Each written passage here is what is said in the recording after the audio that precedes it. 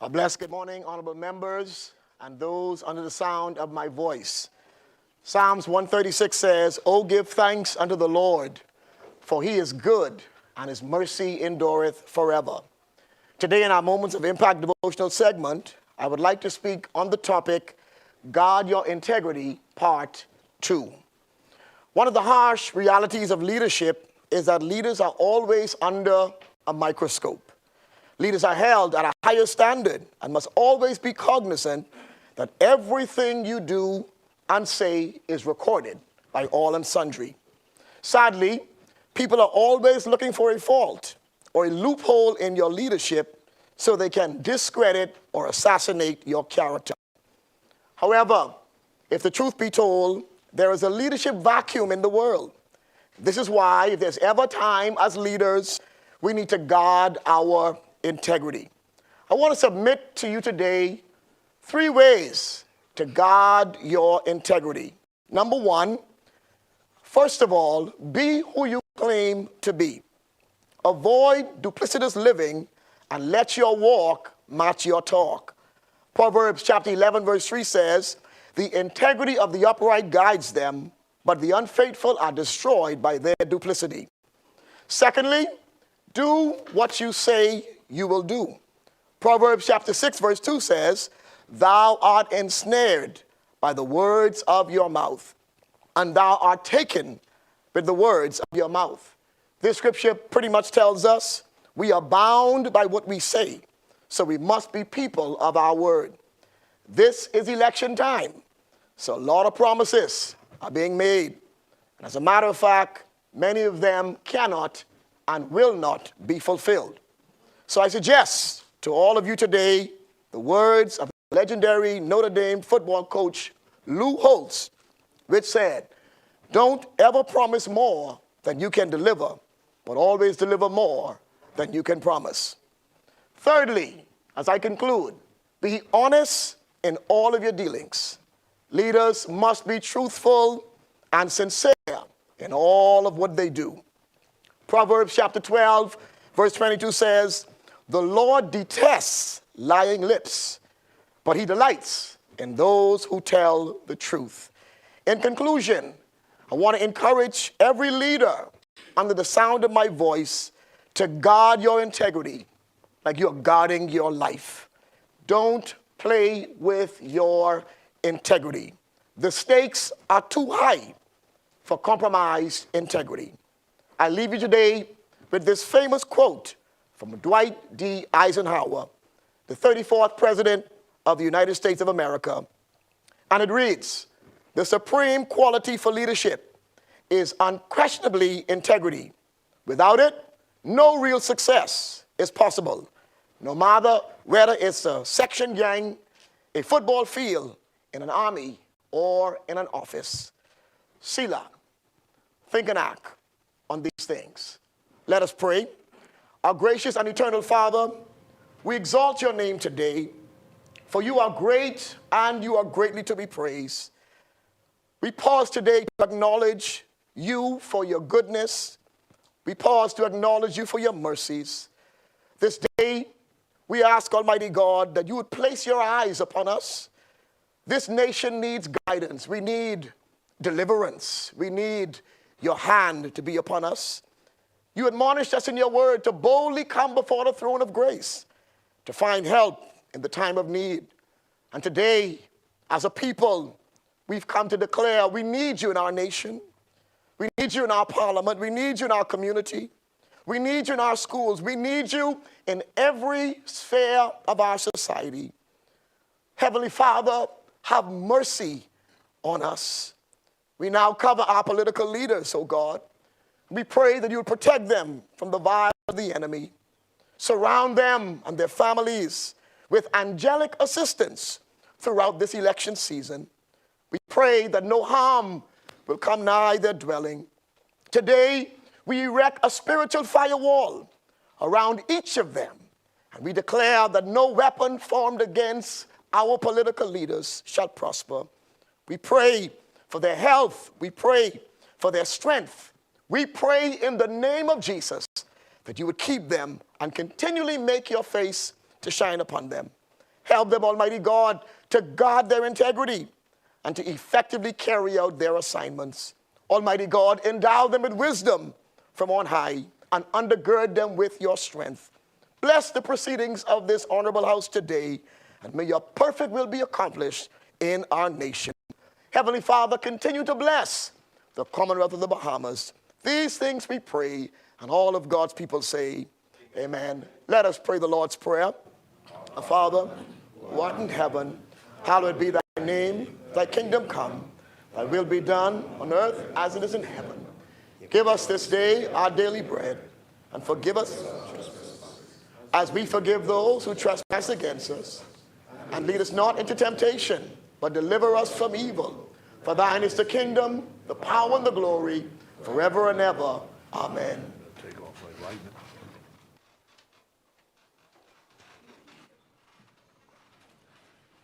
Davis, Chester Cooper, Brad Mitchell, Glennis Hannah Martin, Alfred Sayers, Dr. Michael Darville, Clay Speeding, Keith Bell, Wayne Monroe, Joe Beth Colby Davis, Ginger Moxie, Mario Boleg, Jomo Campbell, Basil McIntosh, Miles Larota, Pia Glover Rowe, Lisa Ramming, Zane Lightborn, Dr. Hubert Minnis, Jamal Strawn, John Pinder, Marcus Roll, Leon Lundy, Kirk Cornish, Wade Watson, Leonardo Lightborn, Leslie Miller Bryce, Leroy Major, Sylvanus Petty, Michael Bonnaby, Michael Pintard, James Crazy Thompson, R.M. Lewis, Shannon Dawn Cartwright, Adrian Gibson, Adrian White, Kingsley Smith, Darren Pickster.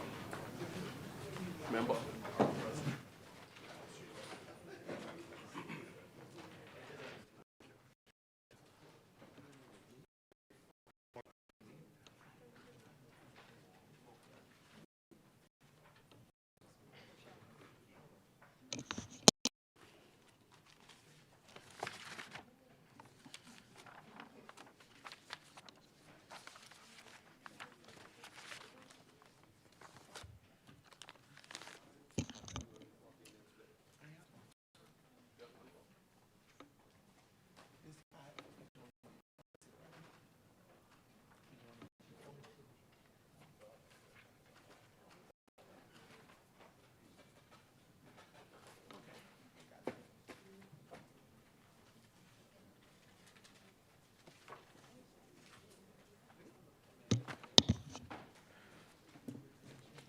Yes, sir.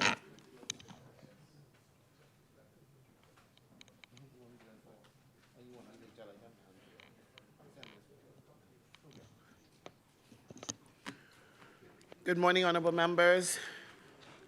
We will now go down the order of business as we conduct the people's business. Introduction and swearing in of new members. Laying of documents by ministers. The chair recognizes the honorable member for Exumas and Ragged Island. Lay on the table the Public Finance Management Act, amendment of 7th Schedule and 8th Schedule, Order 2026. Thank you, honorable member. Order that the document be brought up.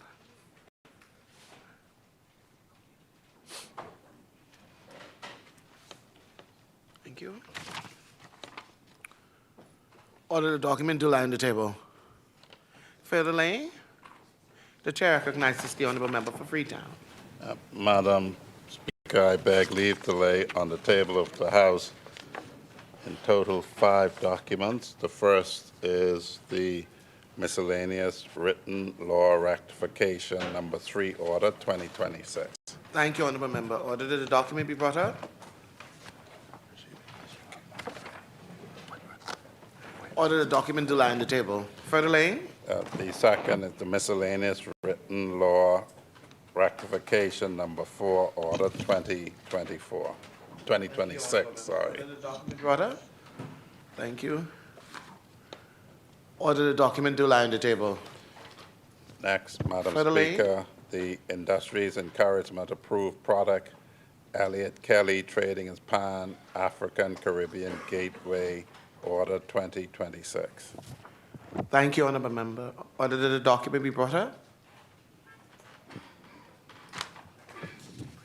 Order the document to lie on the table. Next, Madam Speaker, is the Industries Encouragement Approved Manufacturer Elliott Kelly Trading as Pan-African Caribbean Gateway Order 2026. Thank you, Honourable Member. Order the document be brought up. Order the document to lie on the table. Finally, Madam Speaker, the Price Control General Amendment Number 2 Regulations 2026. Thank you, Honourable Member. Order that the document be brought up. Order the document to lie on the table. Furtherly, the Chair recognizes the Honourable Member for 12 minutes. Thank you so much, Madam Speaker. I beg leave to lay on the table of this House a copy of the following: the Dental Professionals Act 2026, Appointed Day Notice 2026. Thank you, Honourable Member. Order that the document be brought up.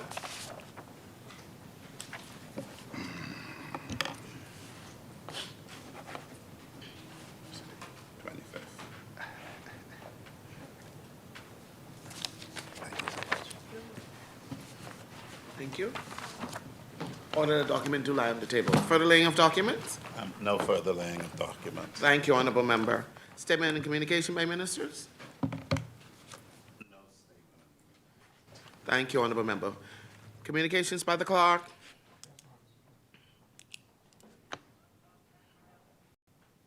Madam Speaker, I beg leave to report delivery of messages numbers 57 and 58 to the Honourable the Senate.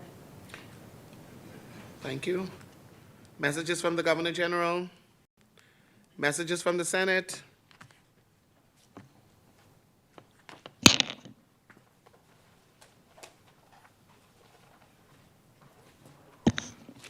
Honourable members, I have messages number 40 and 41, and it reads as follows. Message number 40 reads, message to the Speaker and members of the Honourable House of Assembly from the President and Honourable members of the Senate. The Honourable Senate acquaints the Honourable House of Assembly that they have passed the following bills, accompanying messages. Number 55, dated 11th March 2026, from the Honourable House of Assembly, namely, a bill for an act to provide for the establishment, governance, and administration of the Creative Performing Arts School of the Bahamas and for connected purposes. A bill for an act to establish the Junkanoo Authority of the Bahamas to govern, regulate, promote, and develop Junkanoo as a national cultural heritage and for connected purposes. It is signed 17th of March, 2026, by the Vice President of the Senate, the Honorable Senator, the Honorable Barry Griffin. Message number 41 reads, message to the Speaker and members of the Honorable House of Assembly from the President and honorable members of the Senate.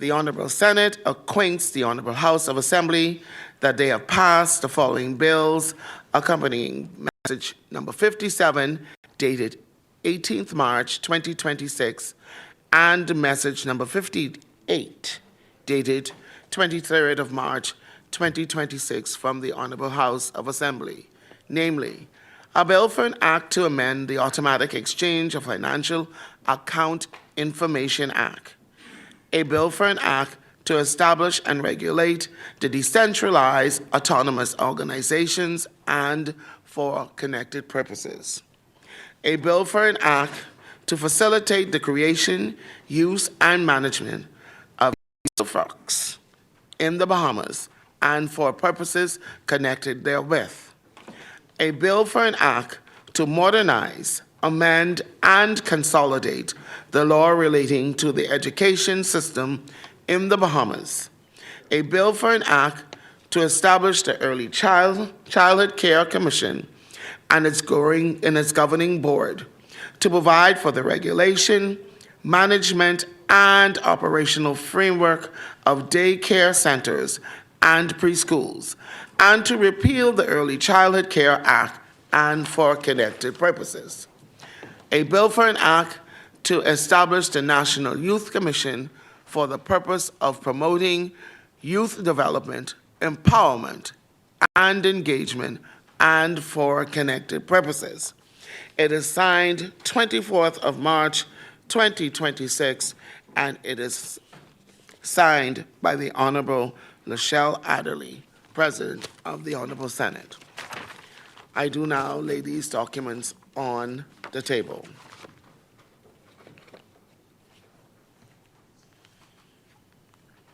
We will now revert back.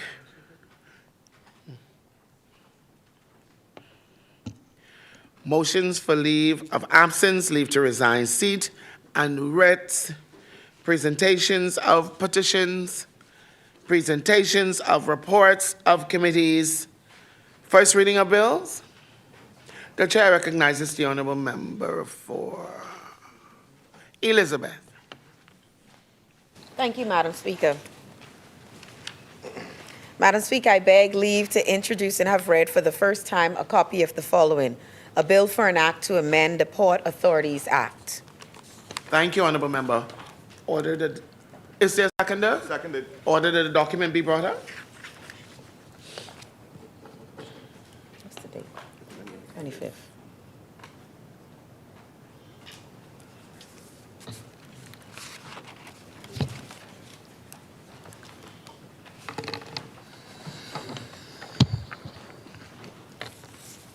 Thank you.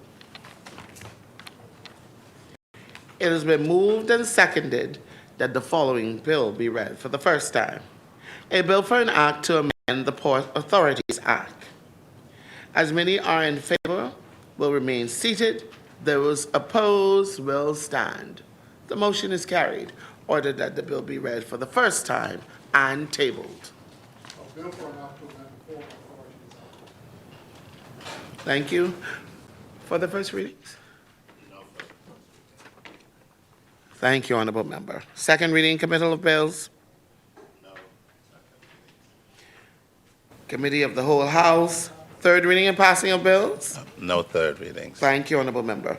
Consideration of Senate amendments, resolutions. Here. The chair recognizes the honorable member for Cat Island, Rumkey, and San Salvador. Yes, Madam Speaker, I rise to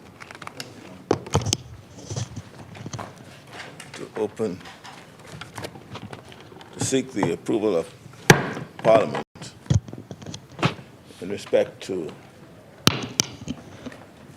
3 resolutions,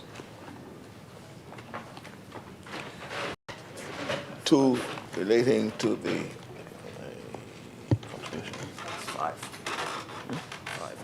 five resolutions, sorry.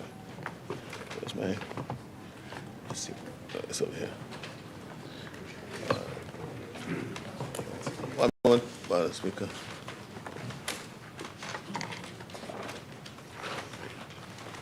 Yes, okay. 5 resolutions. If I may just, to ensure that we're all on the same page, Madam Speaker, refer to each of them. The first is a resolution relating to the acquisition of the Grand Bahama Power Company, and it relates to the special purpose vehicle incorporated by the Bahamas government that will acquire the shares in that power company. That resolution speaks to the special vehicle borrowing $80 million from the Royal Bank of Canada and that is again for the purpose of assisting with the capital expenditure and working capital of the power company upon its acquisition. And the resolution speaks to the approval of this, the Bahamas government guaranteeing the repayment of all those monies borrowed in respect to that loan. The second is, again, the special purpose vehicle, borrowing the sum of $200 million for the purposes of assisting the acquisition for the purchase of shares in the Grand Bahama Power Company. Now, Madam Speaker, so those are the two, and the special purpose vehicle is called the Grand Bahama Energy Company Limited, GBEC. The third resolution relates to the approval being sought for the Treasury of the Bahamas to convey a tract of land, approximately 38.480 acres, situated in Exuma, to the Housing Corporation for the purposes of housing. It's 38 acres plus 30 acres. And then the fourth resolution, or fifth resolution, is that again, a resolution for the purposes of conveying land from the Treasury to the Ministry of Housing, right, to effectively assist in the acquiring of title and granting to persons on land in the Pit Road area, having lived there for generations, to confirm and to assist in their having title being vested in all of them. And that is about 3.073 acres. So, Madam Speaker, those are the resolutions that we are talking to. I should say that the substantive contribution in respect to the land acquisitions will be led by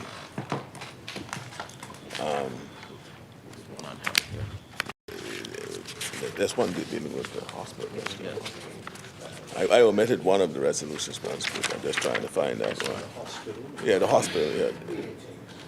Yes, the other resolution is the acquisition, is to guaranteeing the government of a loan to the PHA for $75 million, and that is to assist in the purchase of Doctors Hospital Harborside for use as a medical hospital with a full physical therapy department and to house the PHA's academy. And that is the last of the resolution. So, Madam Speaker, in respect to each resolution, the Minister who has carriage of whose portfolio in which the housing, they'll speak more extensively to it. With respect to hospital, the Minister will speak more extensively to it. And I would just speak more broadly to all of the bills, and more specifically to the acquisition of the Grand Bahama Power Company. So, Madam Speaker, for 5 years, our administration has had to make hard choices. We chose to take responsibility, and we chose to govern. And every hard choice we made over these past 5 years has brought us to this moment. This moment did not arrive by chance. We worked to get here. We stabilized the country to get here. We rebuilt confidence to get here. We advanced energy reform to get here. We prepared the ground to get here. We proved that Bahamians can finance and support major reform to get here. So when this House debates this resolution today in respect to the borrowings, it's important to understand the context. This step forward is part of a bigger set of reforms and plans underway to change the economy, to change the country, and to change what is possible for Bahamians. We are expanding opportunities across the archipelago. Energy reform in Grand Bahama and nationwide is part of the larger plan that is in motion. We have chosen again and again to reject the status quo and to choose progress instead. Today, this House faces a choice. We must choose whether Grand Bahama remains trapped in a costly arrangement that leaves Bahamian families and businesses paying more than their fellow citizens, or whether Grand Bahama moves into a fairer, more equitable national energy future. The members of this House must choose whether they are going to put money where their mouth is and show us they mean it when they say every island matters. We must choose whether public policy will finally address the burden that Grand Bahamians carry every month. Madam Speaker, our administration chooses progress for Grand Bahama.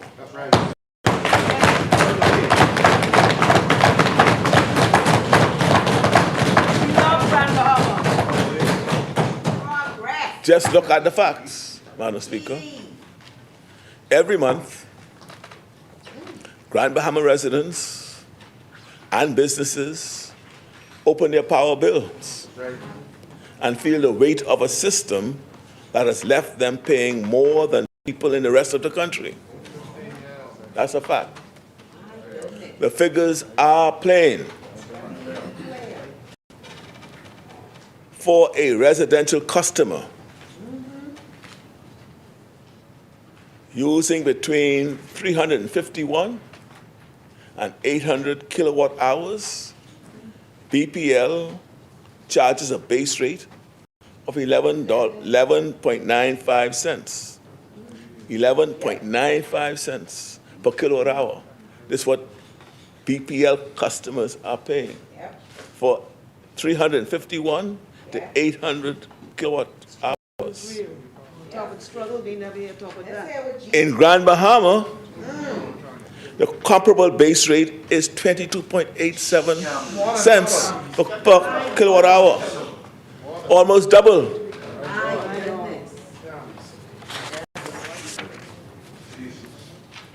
For usage,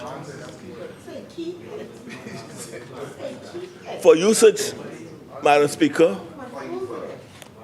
above 800 kilowatt hours, BPL charges 14.95 cents. Grand Bahama Power charges 27.31 cents. Again, almost double. So Grand Bahamians are paying twice as much, almost, for their electricity, for the same usage, that twice as much as other Bahamians pay across the archipelago, except in Grand Bahama.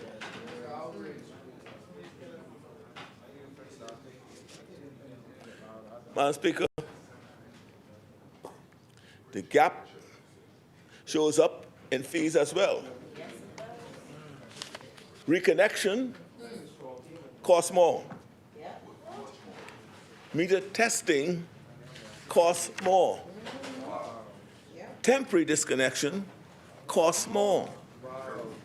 So I ask those opposite, and in particular the leader of the opposition directly, does he believe that this is fair? Is it fair for Grand Bahamians to pay almost twice as much for their electricity bills than other parts of the country, right, and pay more costs in respect to reconnection, meter testing, and temporary connections than the rest of the Bahamas. Does he believe that is fair? Does he believe it is right for the people of Grand Bahama to keep paying more for basic service? No. Does he believe businesses in Grand Bahama should continue operating at a disadvantage because their electricity costs begin higher and raise faster? If he believes that is fair, he should say so. If he believes that is fair, he should say so. If he opposes this resolution, then he should look the people of Grand Bahama in the eye and say plainly that he is prepared to leave them in that position. Wow. Because that is what this debate is about. Yeah, he said that. The debate is about whether Grand Bahamians should pay twice as much for their electricity bills than the rest of the country. Wow. And all the other costs and services are almost double as well. That's what this debate is about. This debate is about whether Grand Bahama should continue to carry a burden others do not carry. For us, this administration, we say no. That is why we signed a memorandum of understanding with the Grand Bahama Power Company to explore a transaction through which the government would acquire Emera's shares in the company. Why are we doing this? We're doing it because Grand Bahama deserves a path toward fairer electricity rates.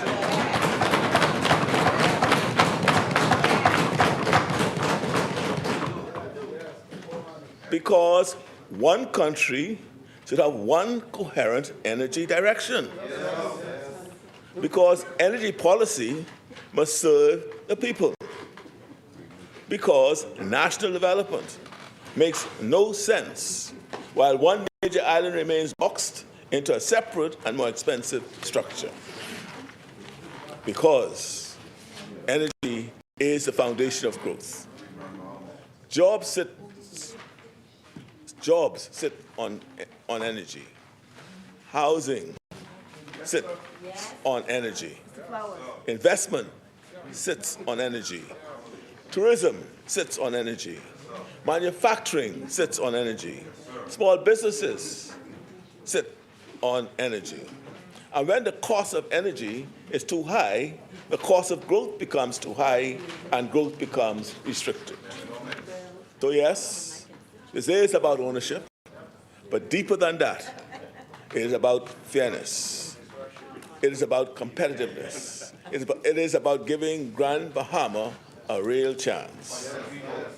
Now, Madam Speaker, every time this government takes a serious step in Grand Bahama, the leader of the opposition appears, he appears with the same routine. The same routine. What is that routine? Straight out of the book of politics. He warns, he trembles, he echoes the same old fears. He repeats the talking points of those who are perfectly comfortable with the existing arrangement. I no doubt if he's doing that, he's also comfortable. He sounds less, to me, like a national leader and more like an advocate for the status quo. He repeats the Grand Bahama Port Authority line. He repeats the anxiety. He repeats the fair campaign. He repeats the old script that says, leave things as they are. Well, we reject that script.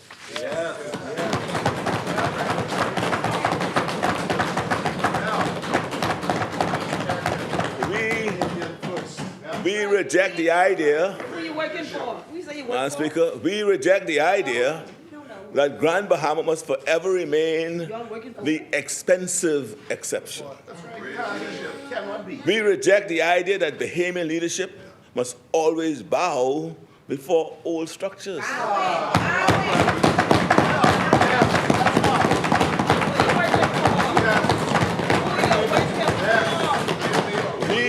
Madam Speaker, we reject the idea that a government elected by the Bahamian people should stand aside while Grand Bahamians pay more and wait longer.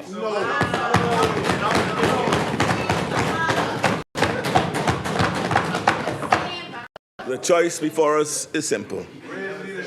The choice before us is simple. Do we side with Grand Bahama, or do we side with the burden Grand Bahama has been carrying? That is the question. Do we side with Grand Bahama, or do we side with the burden that Grand Bahama has been carrying?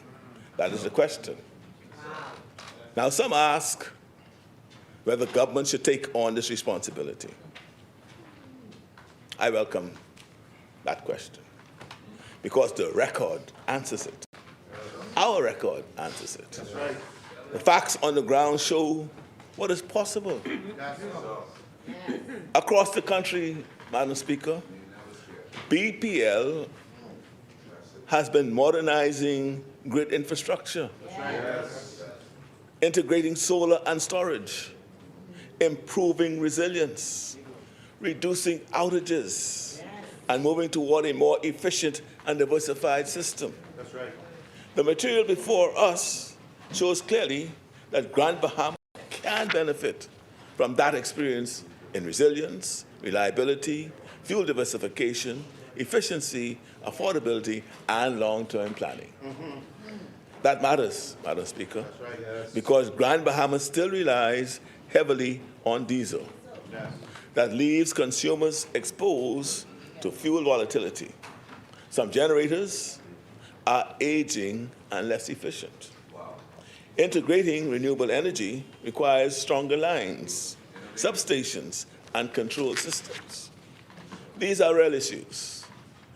They do not disappear because somebody stands up and gives a political speech against action.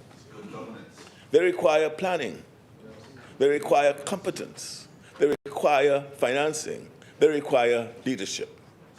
And over the past 5 years, this administration has shown that when it comes to energy reform, we are prepared to do that work. So when the doubters ask whether the country can move in this direction, I just say, look at the record. That's right.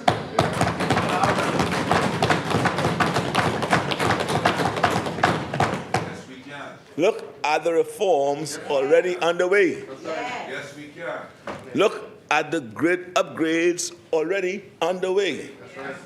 Look at the new energy framework already underway.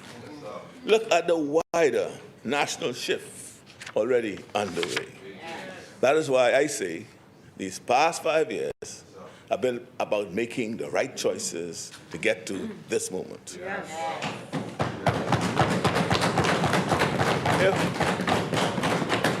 Madam Speaker, if we had spent 5 years hiding from reform, we would not be here. If we had spent 5 years protecting old arrangements, we would not be here. If we had spent 5 years ducking hard decisions, we would not be here. If we had spent 5 years just castigating and beating up on the F&M for their poor administration, as they did when we were in office, we would not be here. We are here, Madam Speaker. We are here because we are here because we choose to prepare. We are here because we choose to build. We are here because we choose to govern. I also want to, Madam Speaker, speak plainly about the leader of the opposition. Because he's a man of many words. And the Bahamian people are trying to make sense of all those words. He wants a job with the Prime Minister. That is clear.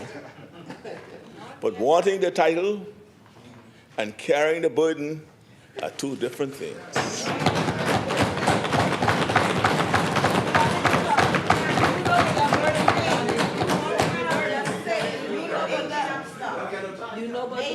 Wanting, Madam Speaker, wanting the big job and being serious enough for the big job, these are two different things. I note that he has been auditioning for the role. That's that there.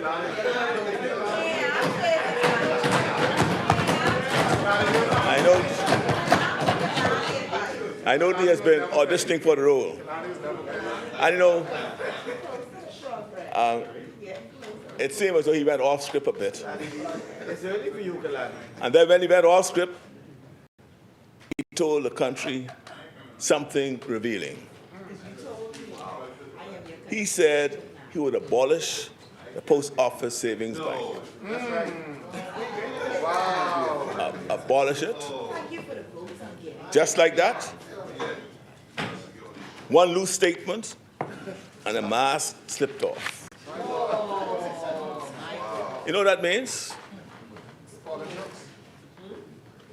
That means threatening an institution that serves more than 35,000 clients across the country.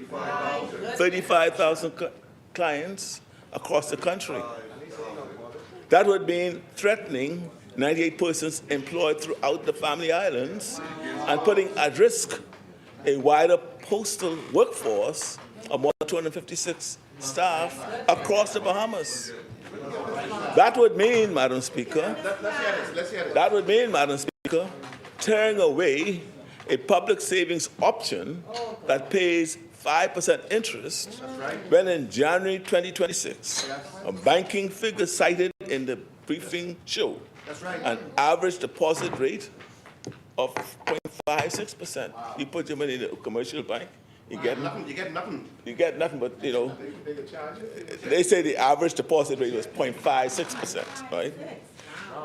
And a highest rate of 3.75% on fixed balances over 12 months. Post office savings giving you 5%. Now, to me, Madam Speaker, that is what recklessness sounds like. That's what recklessness sounds like. No explanation was given as to what is going to happen to the staff.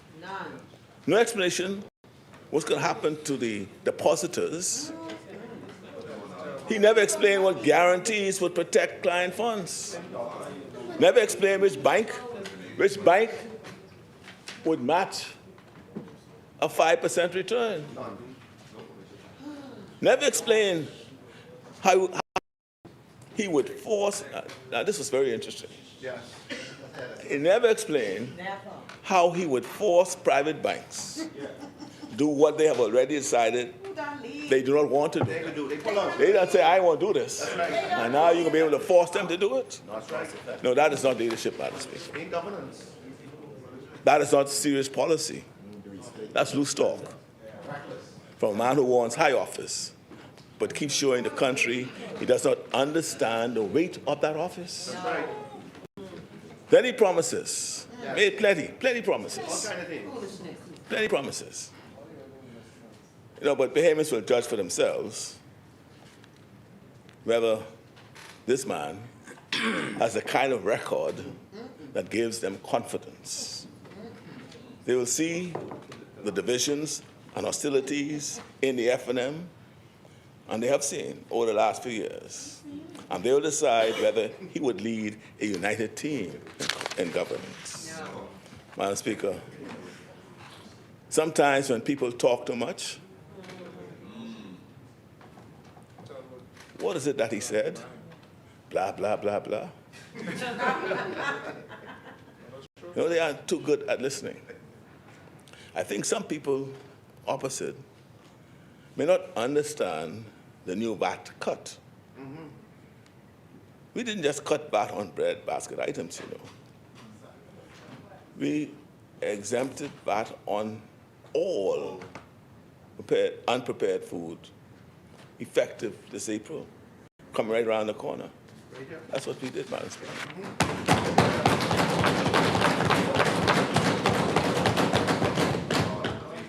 You see, Madam Speaker, the global inflation crisis that intensified beginning in 2021 made the already high cost of living here an even bigger burden. Making life more affordable is a priority for our administration, and it's a battle we are fighting on multiple fronts. We raised the minimum wage by 24%. We increased the real property tax exemption threshold. We increased the first-time buyer threshold to $600,000. We zero-rated the first 200 kilowatt hours for low-use homes and reconnected 2,811 households, Madam Speaker. We launched a $10 million catastrophic healthcare fund, which we've been topping up over the years because we realized that it was not sufficient. NHI enrollment reached 161,000, Madam Speaker. A 90-day wait period was eliminated. 44,000 people are receiving free medication, with eligibility expanding to 160,000. So from 44,000 people receiving free medication, that is expanding to 160,000, Madam Speaker. Madam Speaker, you know, again, on the subject of health care, we opened Phase B of the PMH Emergency Department. We are advancing the new specialty maternal child hospital. The Rand Memorial has a new fluoroscopy system, a specialty pathogens unit, and the Freeport Health campus is well underway. It's there to see. Madam Speaker, we started our country's first school breakfast program. The program means our children start their day ready to focus and to learn, and Bahamian families get a little break on their monthly food costs. School breakfast has expanded from 4 schools to 115 schools across 17 islands, serving more than 20,000 students and delivering more than 1 million meals. Madam Speaker, we are also expanding opportunities. More than 12,000 Bahamians, Madam Speaker, enrolled in Upskill Bahamas, a program designed by this administration for which is free to the Bahamian people, where they are upskilling themselves in any number of areas. The National Apprenticeship Program is paying for training in crucial industries. We launched the National Youth Guard. We opened Campus, the country's first national performing arts school. Our SBDC has already disbursed $94 million to more than 2,483 clients across 16 islands and 44 industries. We modernized the Business License Act. We moved applications online. We established the Bahamas Trade Commission. Madam Speaker, that's what progress looks like. Now, when it comes to immigration enforcement, I think the facts matter. The facts matter. And maybe people ought to know, will know me well enough to know that I'm not, this country belongs to Bahamians, and I'm not going to be presiding over administration. It's going to be slack about immigration. It's not going to enforce immigration. Yes, we'll do it all with compassion and within the law, which we're required to do, and employing our Christian principles, to which we all belong. Right, but our record speaks for itself, Madam Speaker. And I invite the Bahamian people to just look at what that is and forget the scaremongering. Right? When it comes to immigration enforcement, I repeat it, the facts do matter. Madam Speaker, we have carried out more than 15,000 repatriations since 2021. That's right. 15,000.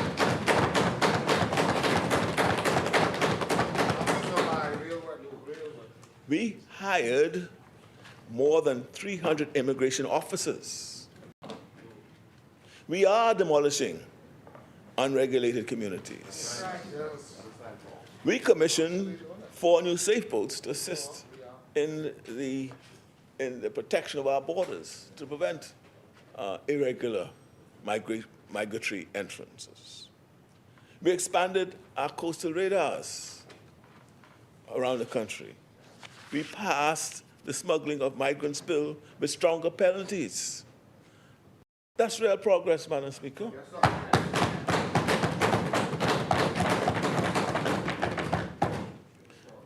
Our country has stronger borders and safer streets. The record speaks to that. We recruited, Madam Speaker, 787 new police officers over the last 5 years. 787. And there's 100 in training now. Right? We have recruited more than 260 new Marines. We have recruited 379 new correctional officers. We put in place new bail and anti-gang laws. We deployed more than 1,000 CCTV cameras. We expanded an initiative called Clear Whole Bill. We invested, Madam Speaker, in enforcement and prevention, and yes, crime is down. I'd like to speak about it because every time you put mouth on yourself when you talk about it. But I think we are getting there. And we accept that there's still a lot of work ahead, and we're up to the task for that work ahead. And our record demonstrates that we'll be able to execute that work that is ahead. But this country, Madam Speaker, is making real progress. Speaking of opportunities, Bahamians will have an opportunity to choose between the progress that is underway or the promises of the beleaguered leader of the opposition. Beleaguered and perhaps a little confused. Because he's campaigning on roads, promising roads. Well, those are roads, but another way, let me put it this way. He's campaigning on roads we already started walking. So we are on that road already. He's marketing as his vision many things that are already underway under this administration. He wrote plays, we know that. So he's excellent at theatrics.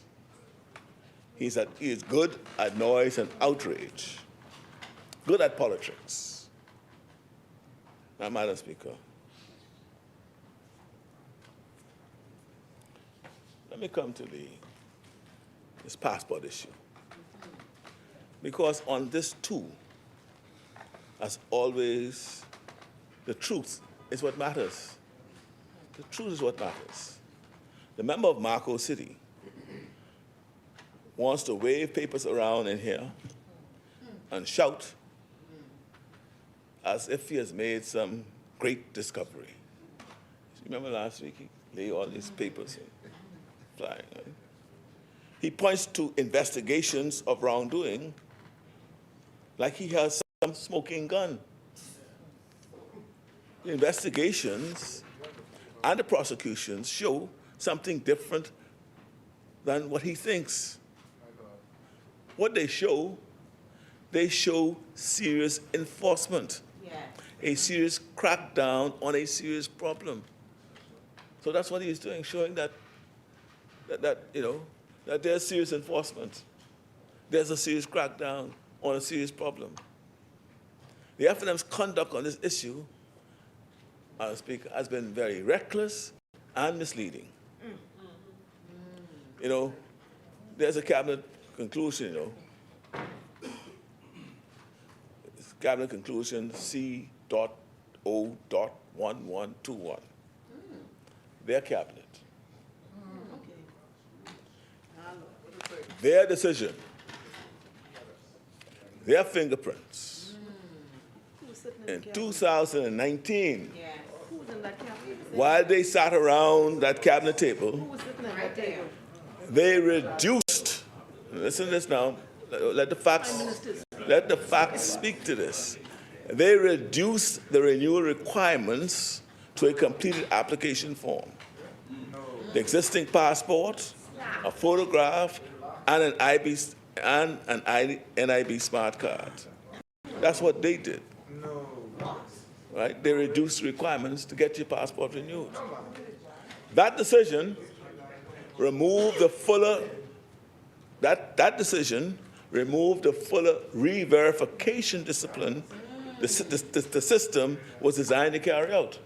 Wow. So the system was designed to, every time you come for renewal, to re-verify what is in the system.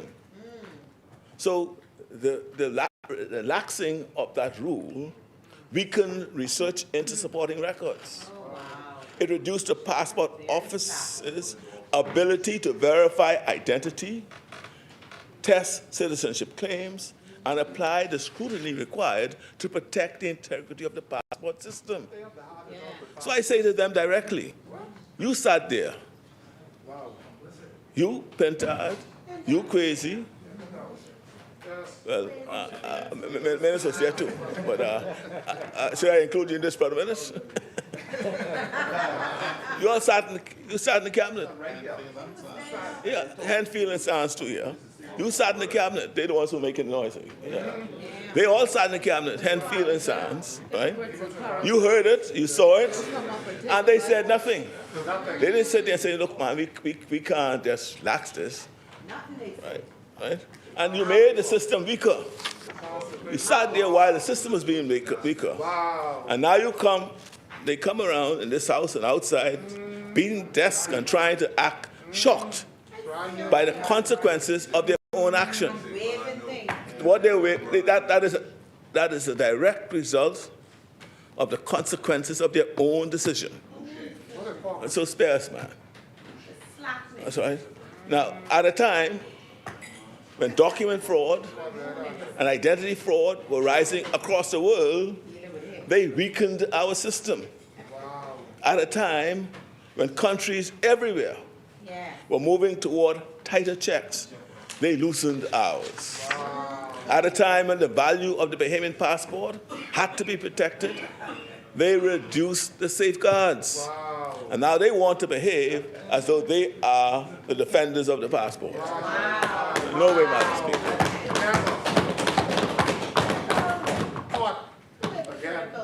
You do not get to weaken the system in cabinet, sit silent while the checks are stripped away, and then come to Parliament pretending to be guardian of the process. Hypocrites and parasites.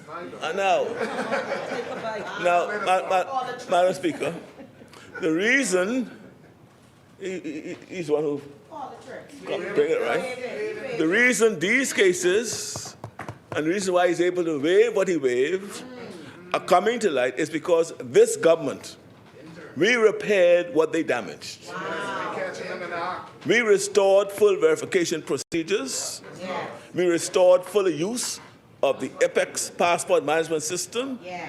We strengthened internal monitoring. We improved fraud detection. We tightened cross-agency coordination. Yeah. We reopened the files. Yeah. We followed the evidence. And what happened when we did that? 98 suspected cases were referred to the Royal Bahamas Police Force. We did that, Madam Speaker.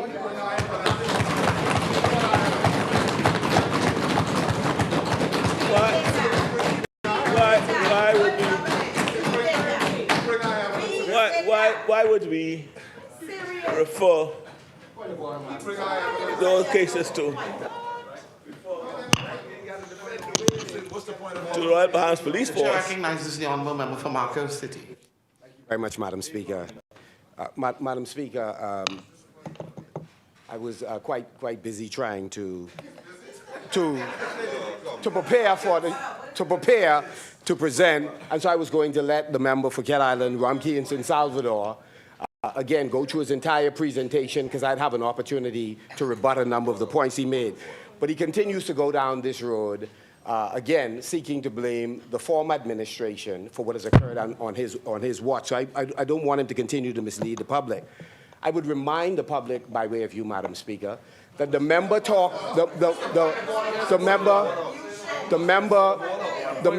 Kent Island, Rumkey, and San Salvador indicated that on the passport issues and fraudulent documents, Madam Speaker, he indicated that it was an isolated event, that someone with a fraudulent document, I've not made a fraudulent document that ended up with a voter's card, was an isolated case. But now he admits on his feet, Madam Speaker, I've not completed the point, but now he admits on his feet, it's not one case, it is 98 cases. So he's either lied then or he's lying now. I'm not sure which one it is. But he either lied then or he lied now. So it's not an isolated case. It's not an isolated case, Madam Speaker. In fact, Madam Speaker, eight of the names on the list that was laid, Madam Speaker, are persons who are on the voters' registration list. So let me rephrase it. It's either he told an untruth then or he told an untruth now. It is not an isolated case where the national identification cards are in fact being misused, Madam Speaker. Honourable member. The question put. I will strike the record. No, Madam Speaker. Lie. Madam Speaker, let me You can't finish. call the member a liar. No.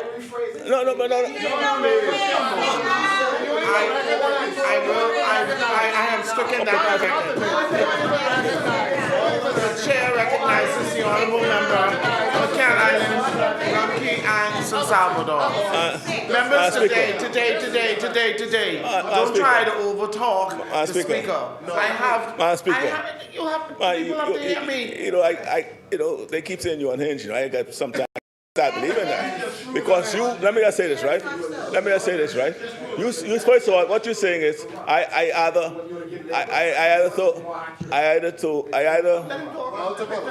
you're saying I either told an untruth.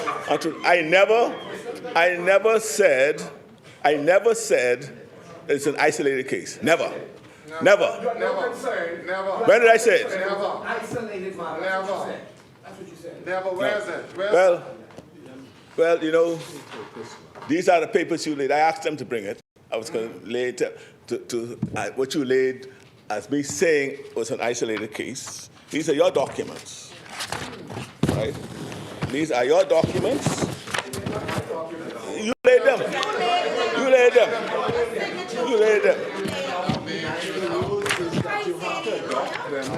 adopted them. That's how the rules are. See, you laid them. You adopted. And one of the documents you laid was this one here. Davis, fake voter cards pose no systemic threat. That's the headline. And you laid this and you converted you saying I said isolated. You could go, that's what he said I said. Yeah. When did I say it? No. I can give you this, and I want you to point out. No,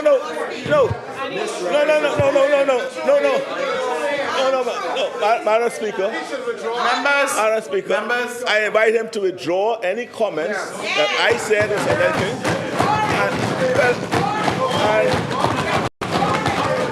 I wanted the member. Please. I wanted the member to look at the documents that he adopted by laying it here, and to look at it and say where the word isolated is used in my comments.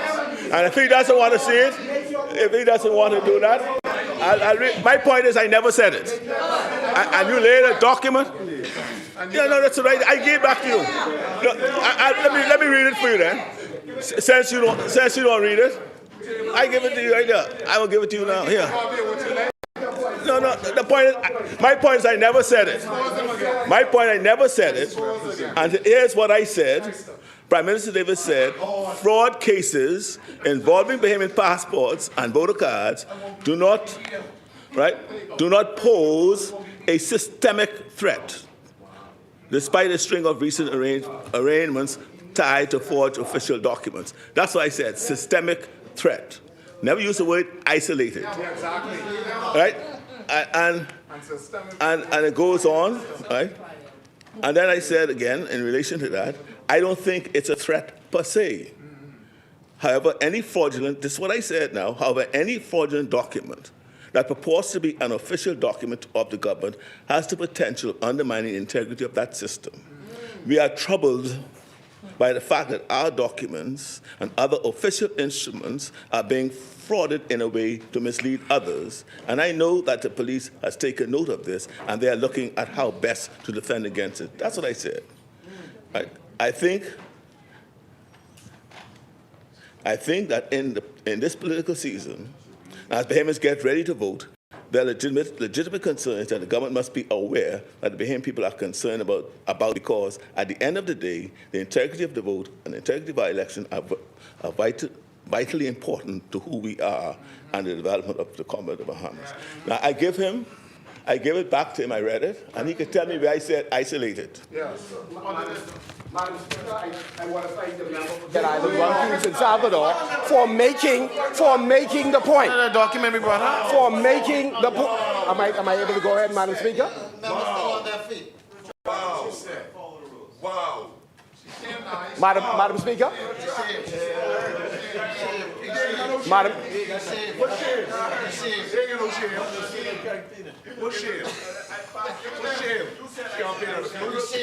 On the document do lie on the table.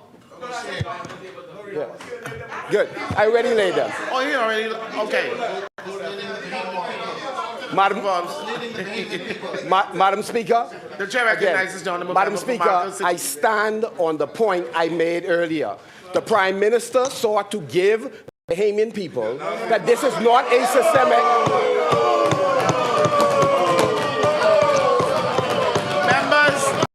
Members. Thank you.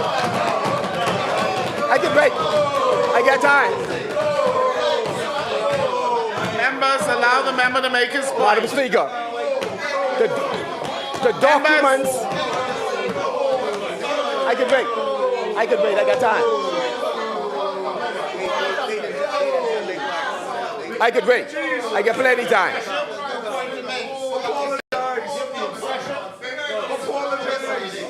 Madam Speaker. Members. That's on page 24. You good? Thank you very much. Madam Speaker, I laid in the House.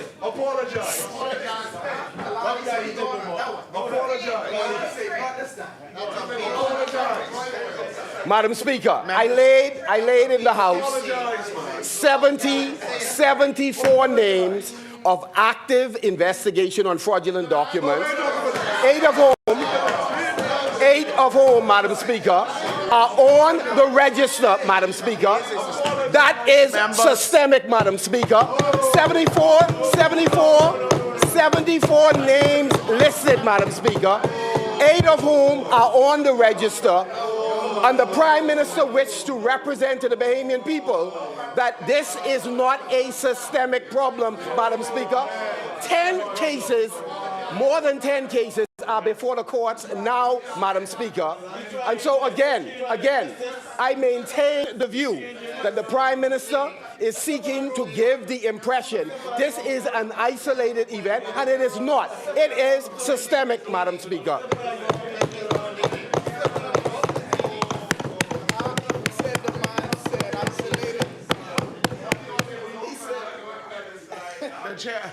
The chair recognizes the Honorable Member for Canada of Kansas.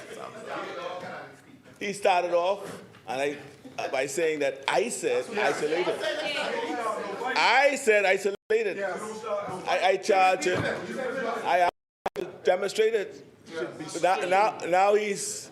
Madam Speaker, he went on. No, Madam Speaker, he went on to say that he showed it because he found some of those names on the register and blah, blah, blah, blah, blah, blah. Now, you should, something? I'm advised, right? You should, I'm advised, right? I'm advised that the former Prime Minister attended your launch. Why not? No, not Kalani. The next one. well, I don't know that whether this, but I know one thing. I'm advised that he did not acknowledge in the protocol the presence of the. But you should listen to former Prime Minister Ingram. Listen to him. You know what you have with the register. There are guardrails to protect against what you call stealing and all that. There's space to deal with it. The guardrails are in the law. And that's what it is, right? So, you know, whatever the issue is, you could deal with that in the courts, right? But what I'm saying, Madam Speaker, Madam Speaker,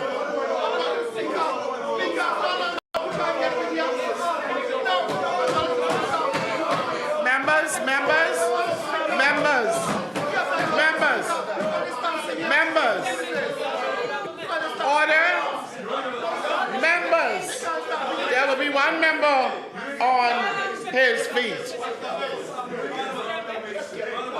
Yes. Why are you standing? The chair recognizes the honorable member for Freetown.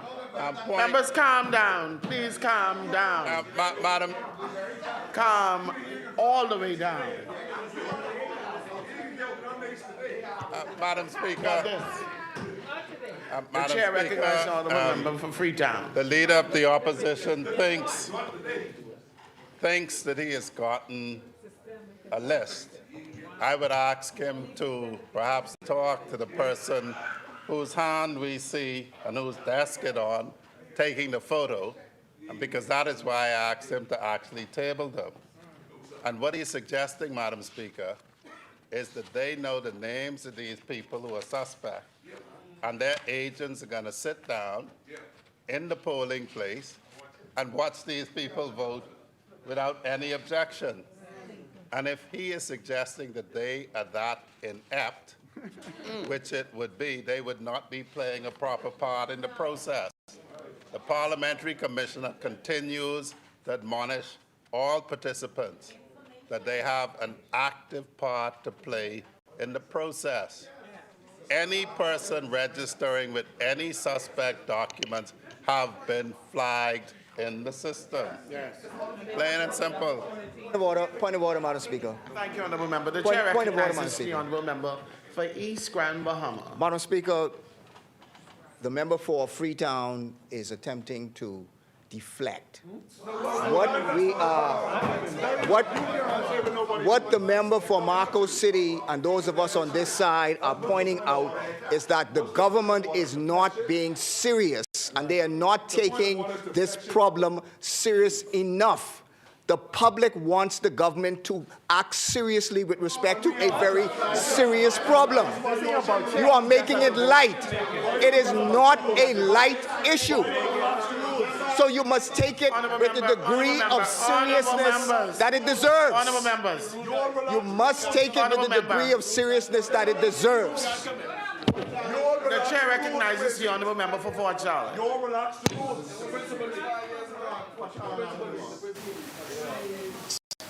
Yes. Madam Speaker, and In your twilight days, this is I what you rise come to assist the chair and also to assist the Bahamian public. Yes, understand. Madam Speaker, Lord, make us instruments of your peace today. a point of order is not a rebuttal. No. It says here in the rules, if we are to abide by the rules of the House, it says at 32,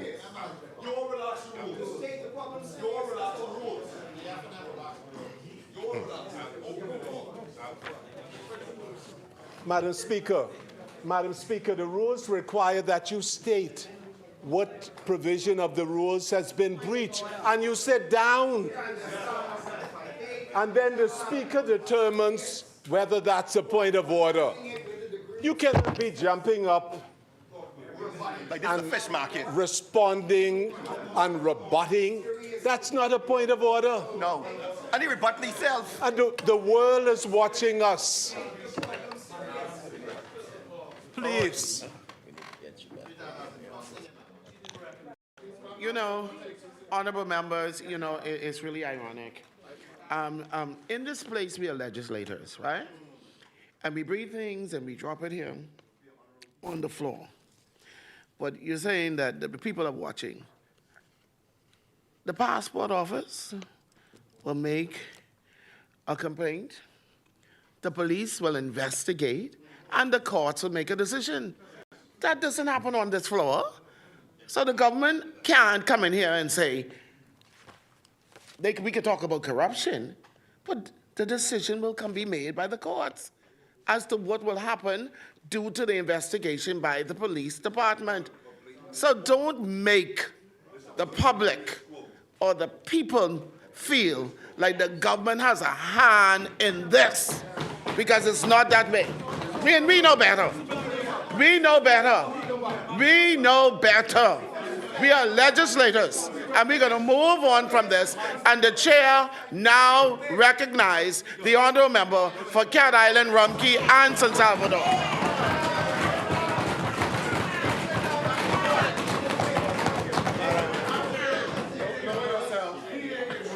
Madam Speaker, let me just let me, on the subject matter that I've been addressing, just let me repeat. I'd like to repeat that when we came to office, we discovered that the previous administration had relaxed the protocols for the renewal of passports. We came back and we reintroduced and tightened the whole processes, not just for the granting of passport, but also the renewal. It's in that renewal process. What is the point of order? Come on. What is the point of order? The honorable member for Marco City, please state your point of order. Madam Speaker, the member is seeking to mislead the public. And so, Madam Speaker, the adjustments we made when we were in office was with respect to the renewal. Madam Speaker, two members on their feet. Two members on. Honorable member, you said he's misleading. Correct, and I'm making the case, but I'm not given a chance. He's still on his feet, Madam Speaker. Make a case. You say what it is. You will make a case. Madam Speaker, I am entitled. I'm entitled to make my case. Okay? Honorable member. So Madam Speaker, the member is misleading the House. No. The member. A point of order is you get up, you say what the infringement is, and you allow, and you quickly move on, and you allow the member to rebut, and you will have an opportunity to speak. But I'm not going to sit any longer while he's misleading the public. It is not a rebuttal. Okay? It is stating of a fact. Correct. And I'm saying the member for Cat Island, Madam Speaker, the member is on his feet. I'd like to, again, proceed on the point of order. I'd like to proceed on the point of order, Madam Speaker. Madam Speaker, I would like to proceed on the point of order, Madam Speaker. What is the point of order? Thank you, Madam Speaker. Madam Speaker. Okay, thank you. Madam Speaker, the member has sought to mislead the public by giving the impression that the cabinet conclusion that he's referring to, that the cabinet conclusion that he is referring to, Madam Speaker, the cabinet conclusion that he's referring to, we sought, Madam Speaker, to make the renewal of e-passports. The renewal of e-passport is the area where some of the strictures were removed. What the Prime Minister is saying is something else.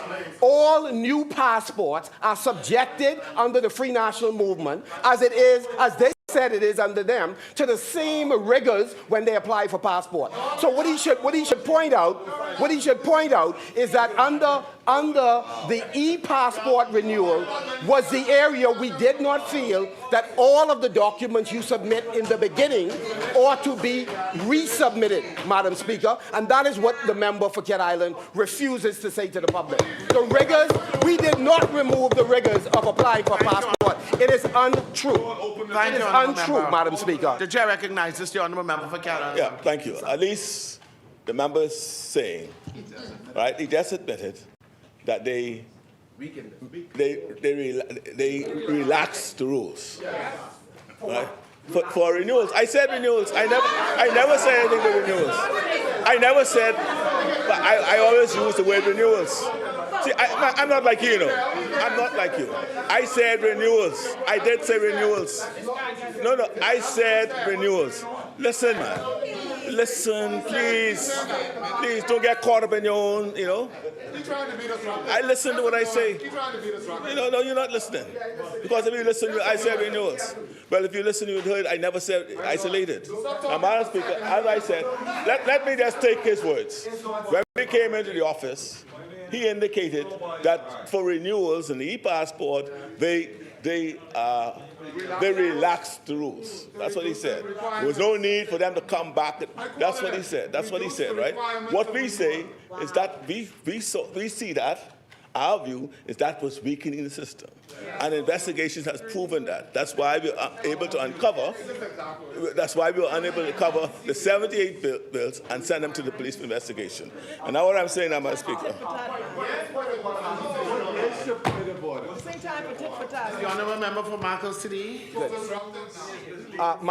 Madam Speaker, once again, the member for Kent Island, Kingston, Salvador, is misleading the public. The list, Madam Speaker, and here's why I say he is again misleading the public, Madam Speaker. Madam Speaker, the member can take his seat while I complete my point, please. Thank you. Madam Speaker, if the member was being candid about the list that was laid, the vast majority of those persons on the list, Madam Speaker, were not renewals. These were persons who were applying for a passport under their administration. So his point that any adjustments we made relative to e-passport renewal doesn't arise in this case. The list that he's referring to are persons who applied for new passports under them. We did nothing to make that easier. The chair recognizes the honourable member for Callan Rankins.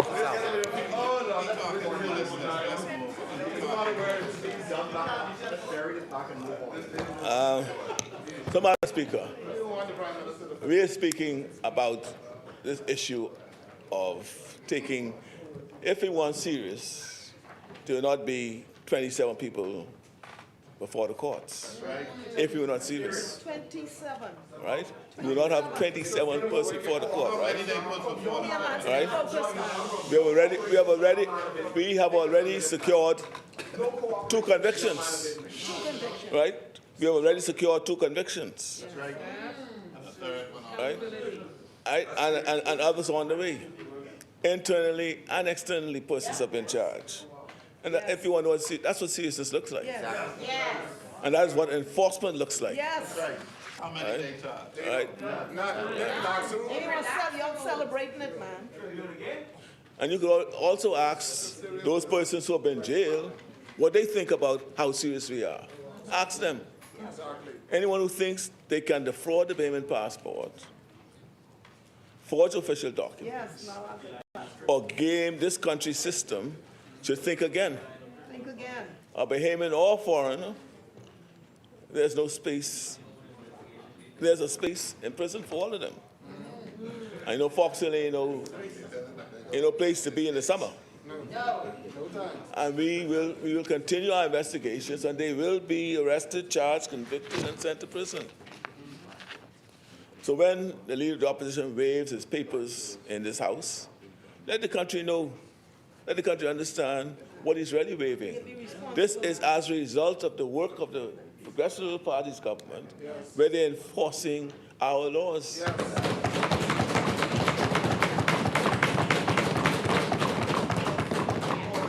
He's waving the results of our cleanup.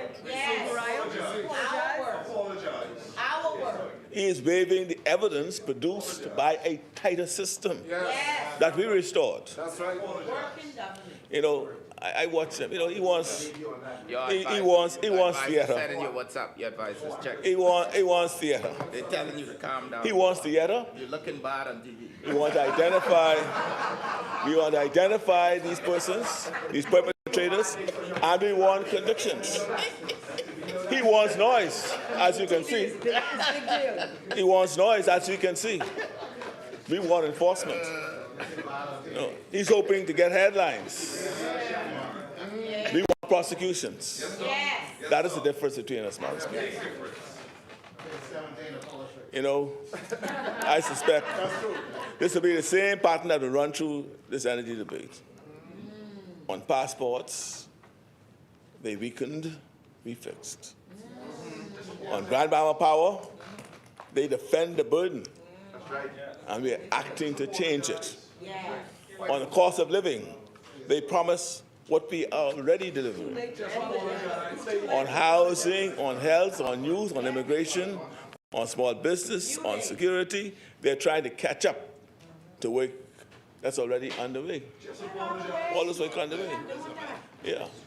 So the country should ask itself a basic question.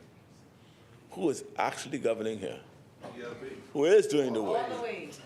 Who is making the hard choices? Who is willing to carry the burden of office? Leadership is not pretending to discover problems after somebody else has already started fixing them. That's not leadership. And for 5 years, this administration has shown that when the hard choices come, we make them. So we choose recovery. We choose reform. We choose to stand up for Grand Bahama. We choose to stand up for Grand Bahama.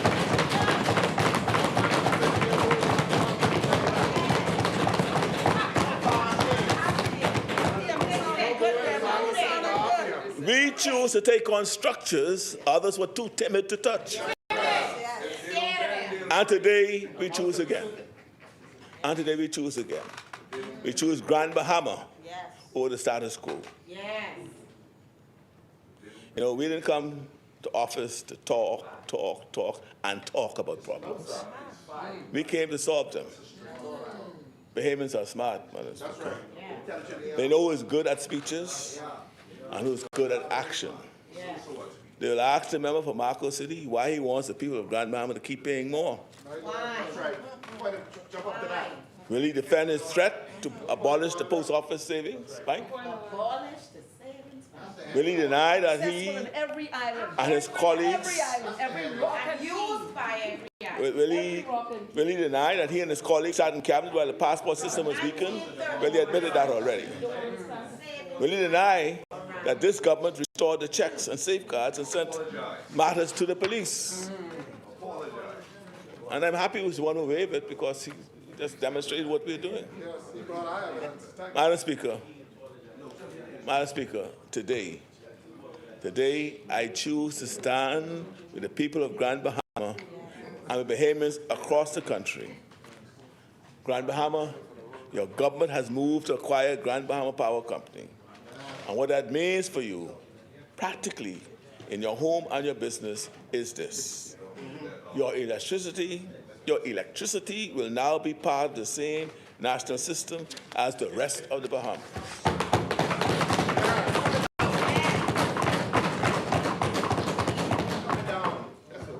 The unfair extra charges that existed nowhere else in our country will be gone. Yes. We are ending Grand Bahama's over-reliance on expensive diesel. We are building a future for Grand Bahama that includes renewables, battery storage, a regasification terminal. So again, I say, I stand with Grand Bahama. I stand for fairness. I stand for progress.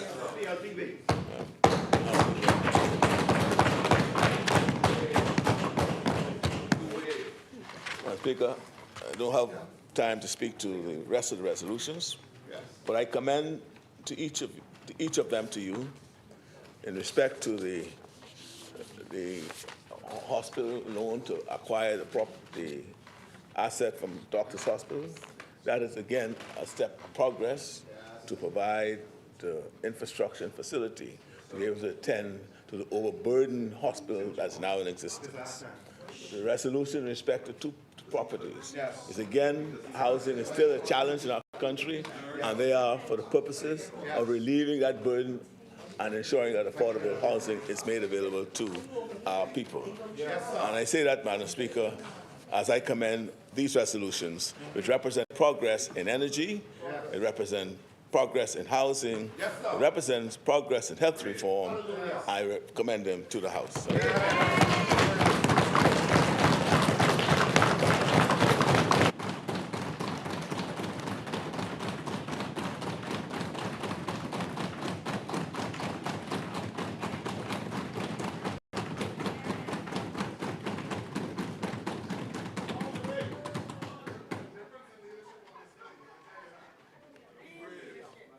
The chair recognizes the honourable member for Fort Charlotte. Madam Speaker, in discharge of my duty to this House, the rules of the House, Madam Speaker, the rules of the House defines the rules of debate. And in Rule 31 and 33 talks about the content of a speech. And it goes on, and there are 28 rules, sub-rules under 33. In nowhere in those rules does it allow a member of this House to get up and say that so-and-so is misleading the House. Nowhere, Madam Speaker. And a point of order has to be based on one of these sub-rules of Rule 33. Yes. To say that someone is misleading is so subjective. Yes. It is not an objective standard as the rules have sought to establish. And therefore, Madam Speaker, for the benefit of members and also for the general public, one cannot jump up and just go into a rebuttal. One has to state one of these rules which the member believes has been breached. Yes. And then articulate to you, Madam Speaker, That's right. which of these rules is a point of order based. Which they apply. That's right. Then the Speaker makes a determination. That's right. In other words, Read no, the thing, look here. Read it, man. I'm just saying, you have to address or the Speaker's attention to one of the rules under 33.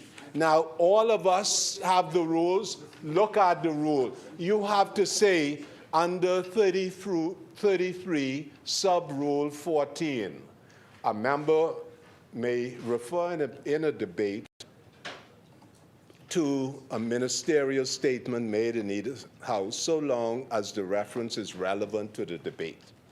In other words, 17 says imputation of improper motives and personal reflections on member shall be dealt with by the chair under the rules relating to order or in the committee. In other words, you have to refer the Speaker to a specific rule. And then you sit down. That's right. And then you sit down. And the Speaker will say, will call you to then make your point. These are the rules which govern the House. And if we cannot follow the rules of the House, I mean, what message are we sending to the public and to the world? That's right. That's the only point, Madam Speaker. Get up now. Watch this. Thank you, Follow the honourable rules. member. Watch this. The chair recognizes the honourable member for St. Anne's. My good, decent constituent from Fort Charlotte has done what he'll be remembered for doing, and that is belaboring the rules when they benefit him and not even addressing them when they don't. And my point is, we just listened to the member for Cat Island, Rumkey in San Salvador read through his entire speech, but Rule 33.1 in my book, Manner and Contents of Speeches on page 26 says, members as a general rule shall not read their speech. So don't sit on certain rules and stand up on other rules. He's still a good constituent, Madam Speaker, and I think there's 4 votes in the House. I'm looking forward to those 4 this year. The chair recognizes the honorable member for East Grand Bahama. Madam Speaker, the member for Fort Charlotte, I think, has made, and I don't believe it's the first time that he has made that point. But, Madam Speaker, my question is twofold. One is that practice has been done for many, many years, where the practice has been done for many years, and it has been used on both sides, where both sides have said that a member is misleading the House and they would stand. And then also on the second part of the question is, if one is seeking to mislead the House, that in itself is a breach of the rules. So, Madam Speaker, if the member is saying that no longer on either side, because you have to acknowledge that both sides have used this as a point of order. And so what I'm saying is it has been the practice of this House to use that point as a point of order. And that has always been the practice. Thank you, honorable member. It has always been the practice. The chair recognizes the honorable member for Pine Ridge. Madam Speaker, I give God thanks to rise once again on behalf of the courageous people of Pine Ridge who have supported me throughout this journey to deliver results on their behalf. I remain grateful for the opportunity to inspire, enable, and deliver with less talk and more action.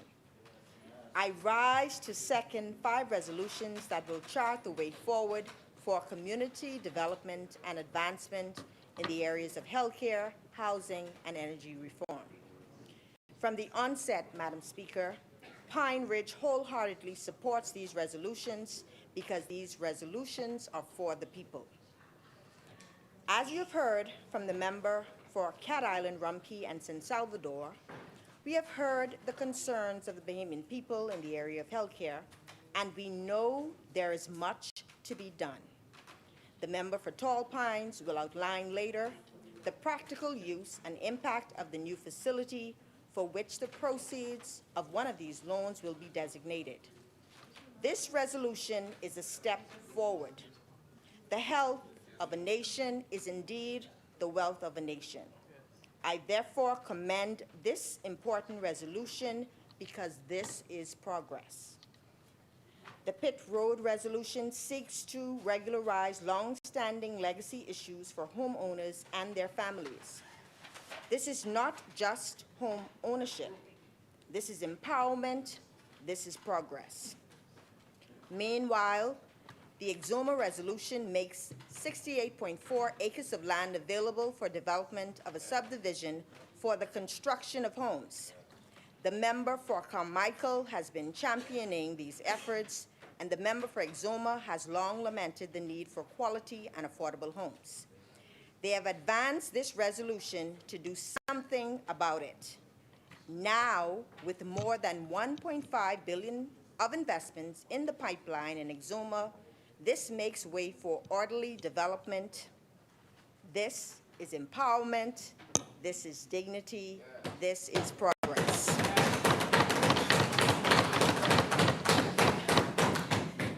And, Madam Speaker, energy reform is economic reform. And for far too long, the residents of Pine Ridge and Grand Bahama Island have faced an energy burden we could not overcome. Exorbitant electricity bills have directly and indirectly increased the cost of living by raising prices for goods and services. This has put a strain on household finances and business expenditures, impeded business growth and expansion, and in some cases, forced businesses to close their doors. Imagine surviving a Category 5 hurricane that left a wake of destruction and years of recovery. And during the recovery process, you have to navigate the constraints of the COVID-19 pandemic and a depressed economy.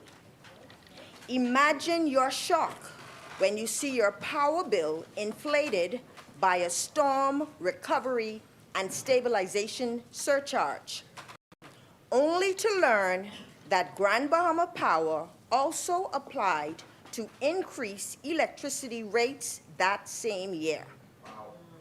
A move this administration strongly and publicly opposed when we took office. Madam Speaker, all of these resolutions are important.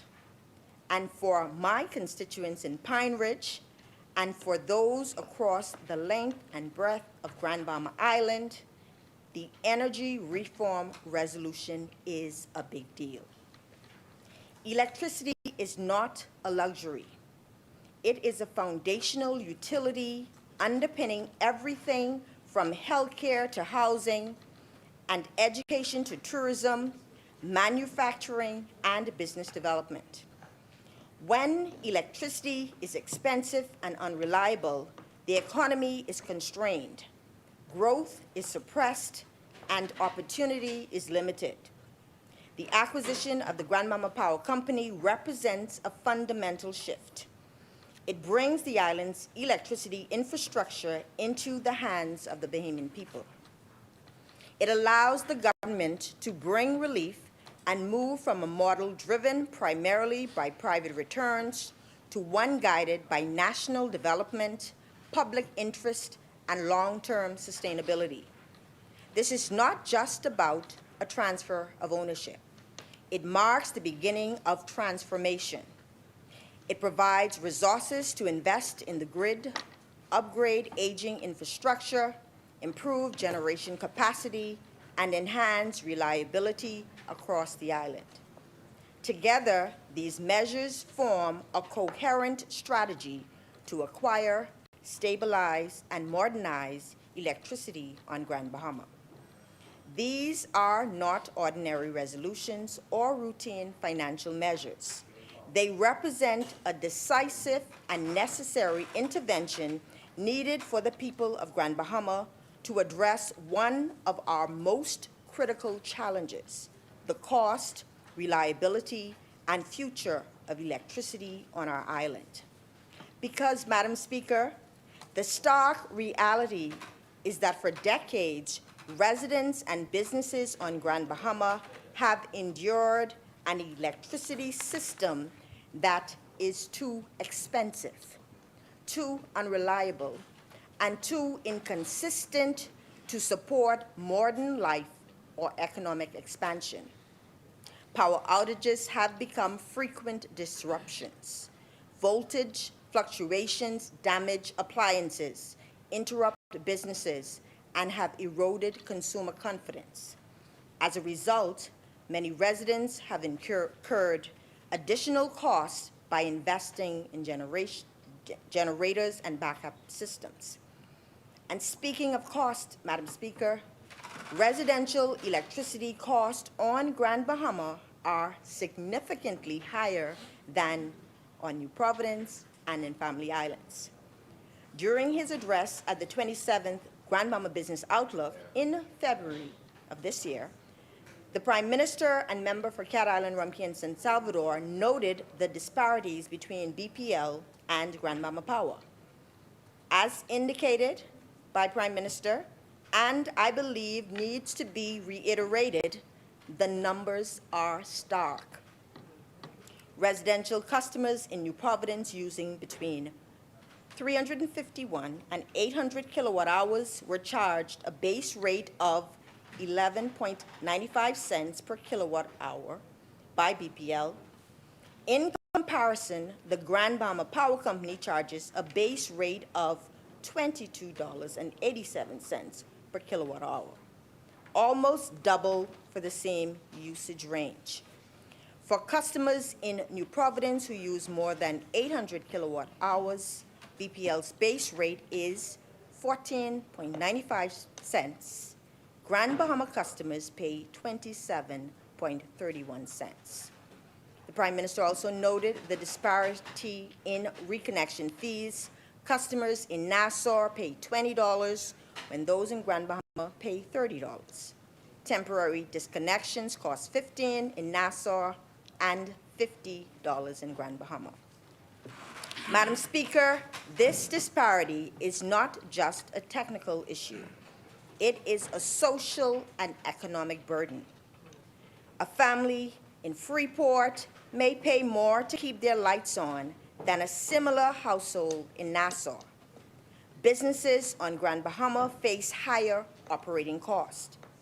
And despite its potential, Grand Bahama can be seen as less attractive for living, working, and investing because of the power bills. This is precisely why these resolutions matter. By bringing the utility under government control, we can address this imbalance. For the average resident on Grand Bahama, electricity is one of the most significant monthly expenses, oftentimes rivaling that of mortgages. This is how our administration will ease the burden on consumers by creating a level playing field for businesses and families to thrive without being weighed down by higher costs or held back by a fundamental resource like electricity. This is about fairness and structural reform. It's about restoring confidence in the system, our economy, and the future of our island. Madam Speaker, in our Blueprint for Change, we said that we would recover, rebuild, and revolutionize. And we are doing just that. We have had to recover from a broken economy, rebuild infrastructure, and revolutionize on my island by addressing game-changing legacy issues of city management, regulation, and energy reform. Madam Speaker, I take this moment also on behalf of the people of Pine Ridge and by extension Grand Bahama Island to give a heartfelt thank you to our Commander-in-Chief, our Prime Minister, the Honorable Philip Edward Brave Davis Casey, for his steadfast leadership and commitment to the people of Grand Bahama. Thank you, Prime Minister, for your strong leadership, not just on the acquisition of the Grand Bahama Power Company, but also on the Grand Bahama Port Authority arbitration case, the kind of courageous leadership necessary to address complex legacy matters. The people of Pine Ridge and the wider Grand Bahama community look forward to the next chapter for progress to continue. And Madam Speaker, there has been significant progress. When we came to office in 2021, progress began with immediate relief. So we immediately got to work and championed the passage of the Evidence Amendment Act, extended the SIRS order, erected Dorian memorials, rebuilt and repaired homes, restored government services in East Grand Bahama, supported vulnerable residents, revitalized cultural and heritage sites, restored memorial sites, and distributed relief grants. To keep the progress going, we created a unit in the Ministry for Grand Bahama called CoLab, Partnerships for Development, to collaborate with NGOs, businesses, government agencies, and the community at large. We also restored dilapidated homes at Trip Circle as transition homes and collaborated on community improvement initiatives. Through CoLab's Beautiful Grand Bahama program, we employed over 600 individuals to transform communities and provide a hand up. Provided support to other government agencies and nonprofit organizations like YMCA, Rand Nature, Red Cross, UB North, Sports Complex, Arts and Crafts Center, and others. We enhanced the downtown farmers market, conducted island-wide beautification efforts, and assisted with grounds cleanup for agricultural programs. And, Madam Speaker, this Davis administration is big on empowerment. So we distributed over 200 Empower Grand Bahama Orange Economy microgrants, hosted entrepreneurial expos, revitalized farmers market downtown, held regular job fairs throughout the island, And we will soon open Island Impressions at the Grandmama Arts and Crafts Center. And also coming later this year is the Fishing Hole Cultural Village. Also, Madam Speaker, this PLP administration is one of action, not afraid to take on legacy issues. So we opened the Holmes Rock Junior High School, opened the Obadiah H. Wilcombe Administration Complex. Downtown Freeport has been revitalized after over 20 years of nothingness. UB North Phase 1 is completed. Phase 2 under construction. Grand Bahama Museum in downtown Freeport soon to open. The 8 Mile Rock High School gym and shelter is completely renovated. Restrooms replaced at Sunset Village. Pine Forest Park is completed. And Madam Speaker, Grand Bahama is the fastest growing destination of visitor arrivals in the Bahamas, as we continued promotion of Grand Bahama for tourism and investment through collaboration with the Ministry of Tourism, Investments, and Aviation. Madam Speaker, we have been deliberate with our focus on youth and education. We launched Maritime 101 program with LNet Maritime Agencies, sponsored students for Climate Change Week in Saudi Arabia, hosted the annual Innovate Career Fair for students, launched the Innovate 242 Agritech Initiative as a bridge between agriculture and technology with stipends for students. Innovate 242 Young Innovators Club will be launched next month. UB North Phase 1 and Phase 2 is almost done.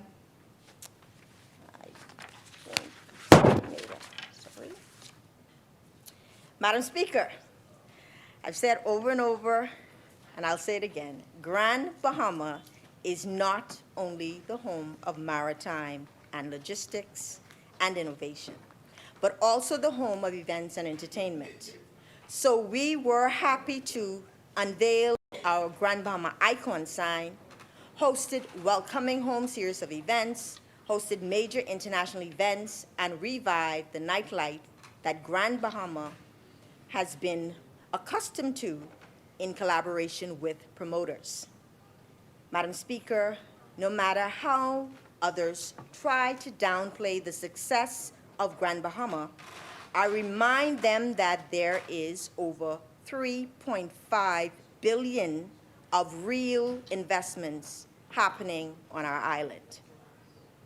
This over $3.5 billion in investments includes from the Grand Bahama Shipyard, $665 million investment, Carnival Celebration Key and its $600 million investment, the $210 million Freeport Health Campus, Liverthorne's $73 million investment, and the list goes on and on and on.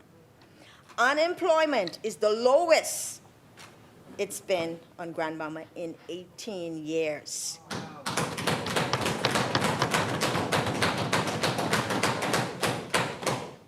Real estate is on the rise. Construction on the rise. Buildings are going up. Dilapidated structures are being repurposed.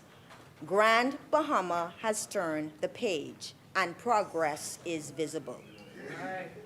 And, Madam Speaker, I can't say all of this and not speak of developments specific to Pine Ridge, which include the Innovate 242 Business Incubator, the Aquatic Center, demolition of the eyesore on Pioneers Way for the Resilience Hub, UB North Phase 1 and Phase 2, almost complete, Farmers Market, renovation, Grand Bahama Museum, Parliamentary registration and labor in the public service, downtown, 2 new parks and road in heritage, Freeport Ridge roads and cleanup, Hudson Estate cleanup and road works coming, Pine Ridge Urban Renewal Park, playground and building refurbished, Regency Park, basketball court and restroom, Easter, Mother's Day, Father's Day, back to school, Thanksgiving, Christmas, extravaganza events and giveaways, Valentine, birthday and bereavement drops, Pine Ridge school giveaways, health fairs, entrepreneurship and job readiness seminars and job placement,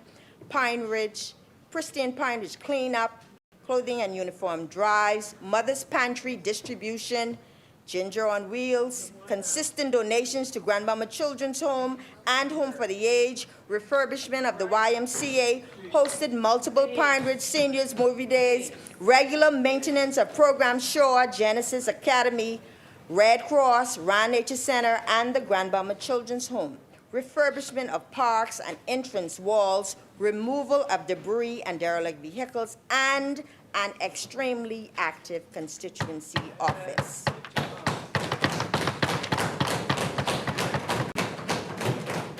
And last but not least, Madam Speaker, there are so many new developments on the way, including the Afro-Caribbean Marketplace and Logistics Center at the International Bazaar, the West Sunrise Highway Road opening, the Garden Village Restoration Project, and soon the Drake Avenue Community Revitalization Project. Every one of these have been long-standing legacy issues, but it is this administration brave enough to take on the challenges no one else bothered to address. And we are getting it done for the people as we choose progress. As I conclude, Madam Speaker, I thought it was so important to establish some of our achievements because if it acquires it, and to make the case for so doing. Instead, they heard a political speech with no plan being articulated at all. They sought to make a political case, and we are not surprised. Those of us who live in Grand Bahama, who have constituencies in Grand Bahama, we recognize the government realizes that its credibility is shot in Grand Bahama.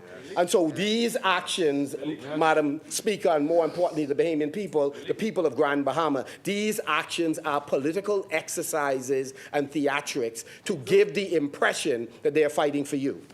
Madam Speaker, I didn't hear everything that was said, but by the seconder, the deputy and myself, Madam Speaker, excused ourselves to meet with Bahamian workers who are on the outside, who are members of the college, the University of the Bahamas, where I attended, Madam Speaker, and we all, many of us in here attended the University of the Bahamas, and they continue to raise very serious concerns about salary adjustments, as the fact that they are operating on a scale from 2008. But they talked a heart-wrenching story about the mold challenges that many of them are facing and the concern for their health. These are issues, Madam Speaker, that requires urgent attention. They talked also about, one young man tells the story of to use 2 vehicles, they are trading between one battery from one truck to the other in order to use them at different times. So we are appealing that whatever could be done in the shortest possible time to address the concerns that they have, we implore those concerned to, again, intervene on their behalf so that these matters can be addressed, Madam Speaker. The chair recognizes the honourable member for Golden Gates. Yes, thank you, Madam Speaker. To the point of the member for Marco City, I saw a press release 2 days ago from the University of the Bahamas, and I subsequently spoke to the chair, who was advised that the process of the salary review is in motion, and in fact the ball is now in the union's court, who Deloitte, which is the experts that have been assigned to review this project, have been engaged, and they are awaiting information from the union. All other matters are met with our labor relations unit, the University of the Bahamas, and the union, and we are continuing to work to have those matters resolved. We aren't aware of any contention as to why the members would be here.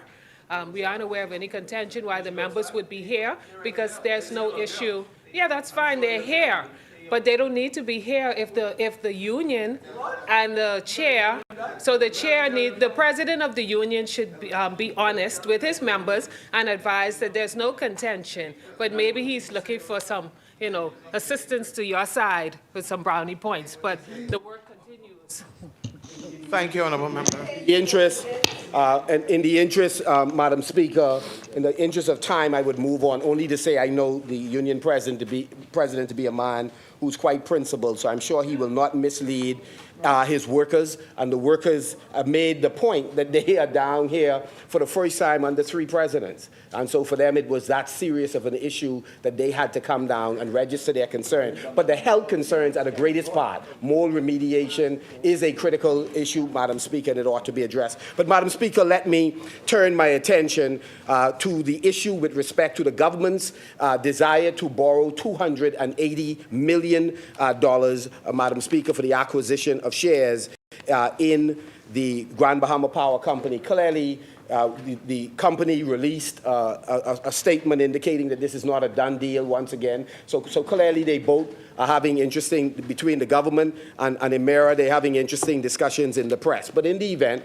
that they are proceeding, the opposition wishes to be on the record, Madam Speaker, on where we stand on this issue, because we believe that there are real questions before the House of Assembly, certainly not the questions raised by the member for Cat Island. And so I speak to these 2 resolutions taken together to ask the House to approve $280 million in government-backed borrowing to acquire and operate the Grand Bahama Power Company. Madam Speaker, $280 million to buy it is again, staggering number. $80 million to run it. All of it guaranteed by the government of the Bahamas, all of it backed ultimately by the taxpayer. Well, Madam Speaker, there's a policy that outlines, Madam Speaker, how a government goes about guaranteeing, Madam Speaker, any loan. We are confident that this administration is challenged in terms of following these policies, Madam Speaker. The government guarantee policy framework, Madam Speaker, outlines how this process ought to be done. And it would have been reasonable, sensible, and wise for the Prime Minister to have indicated to what extent did he follow this policy. Well, we know that in terms of the procurement law, they don't follow that. We know in terms of the ombudsman, they didn't put that in place. And we know they're running as fast as they can from a freedom of information because they do not want us to know what decisions they are making behind the scenes. But before I continue, I want to state clearly what this debate is and what it is not. This debate is not about whether Grand Bahama deserves better electricity. Of course we do, like everyone else.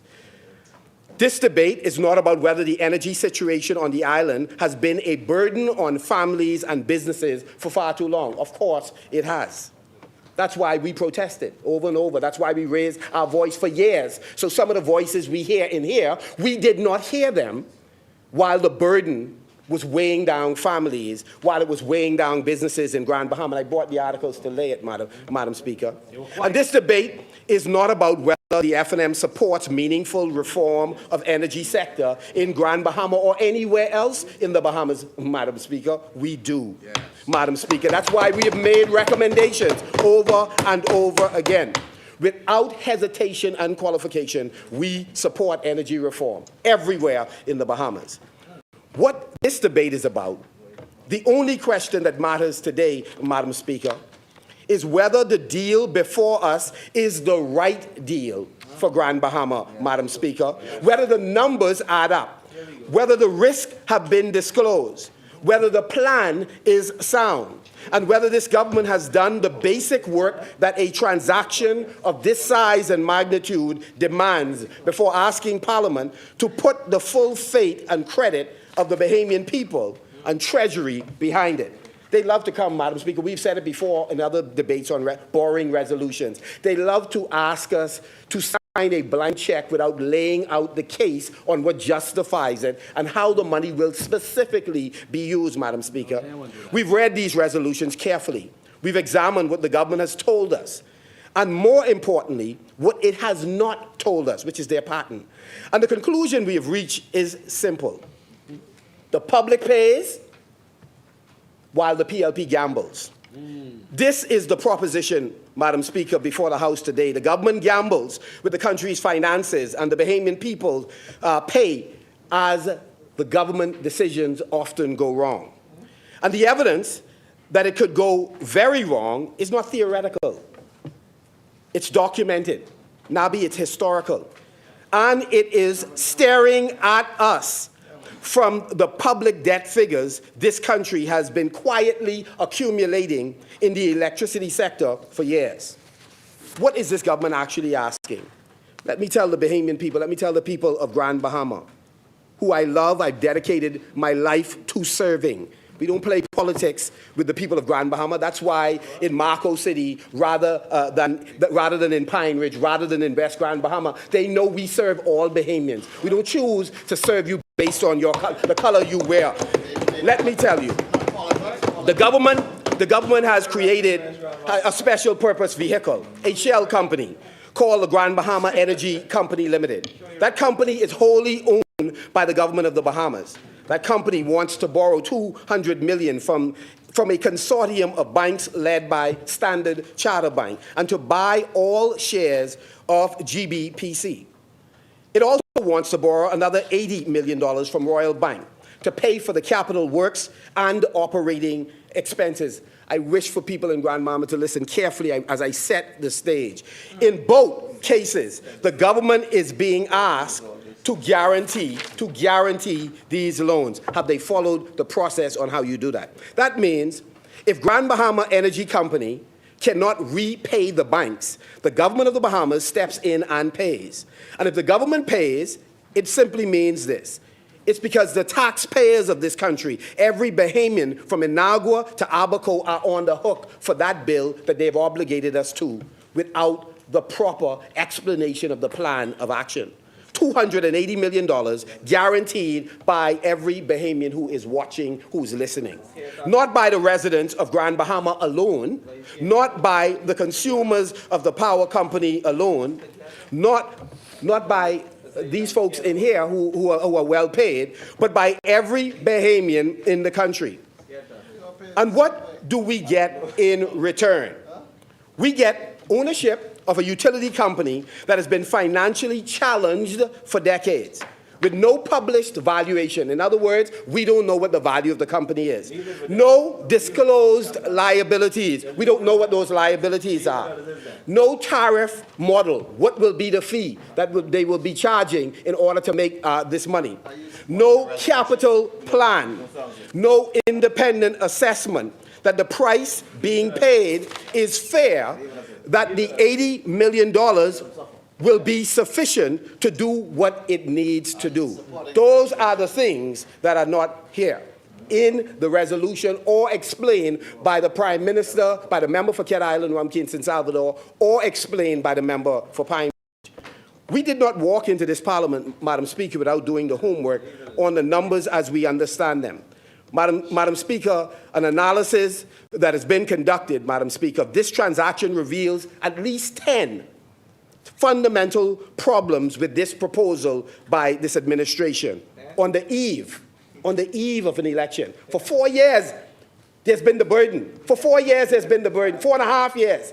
But on the eve of the election, the persons who didn't protest, who didn't speak up on behalf of businesses and people in Grand Bahama have now come with a $280 million loan that they are pursuing, Madam Speaker, on the eve of the election. And so I intend, Madam Speaker, to put every one of the 10 questions on the table for the House, Madam Speaker.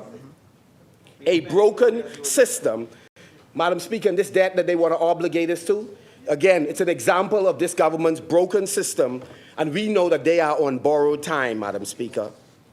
Before we can assess, Madam Speaker, whether this acquisition makes sense, we must understand the hole that the country is already in as it relates to the energy sector. The Ministry of Finance's Public Debt Statistical Bulletin for the period ending December 2025 notes on page 31 that BPL and its predecessor, the Bahamas Electricity Corporation, has accumulated somewhere in the vicinity of $300 million in direct loans from the public treasury. Let me repeat that.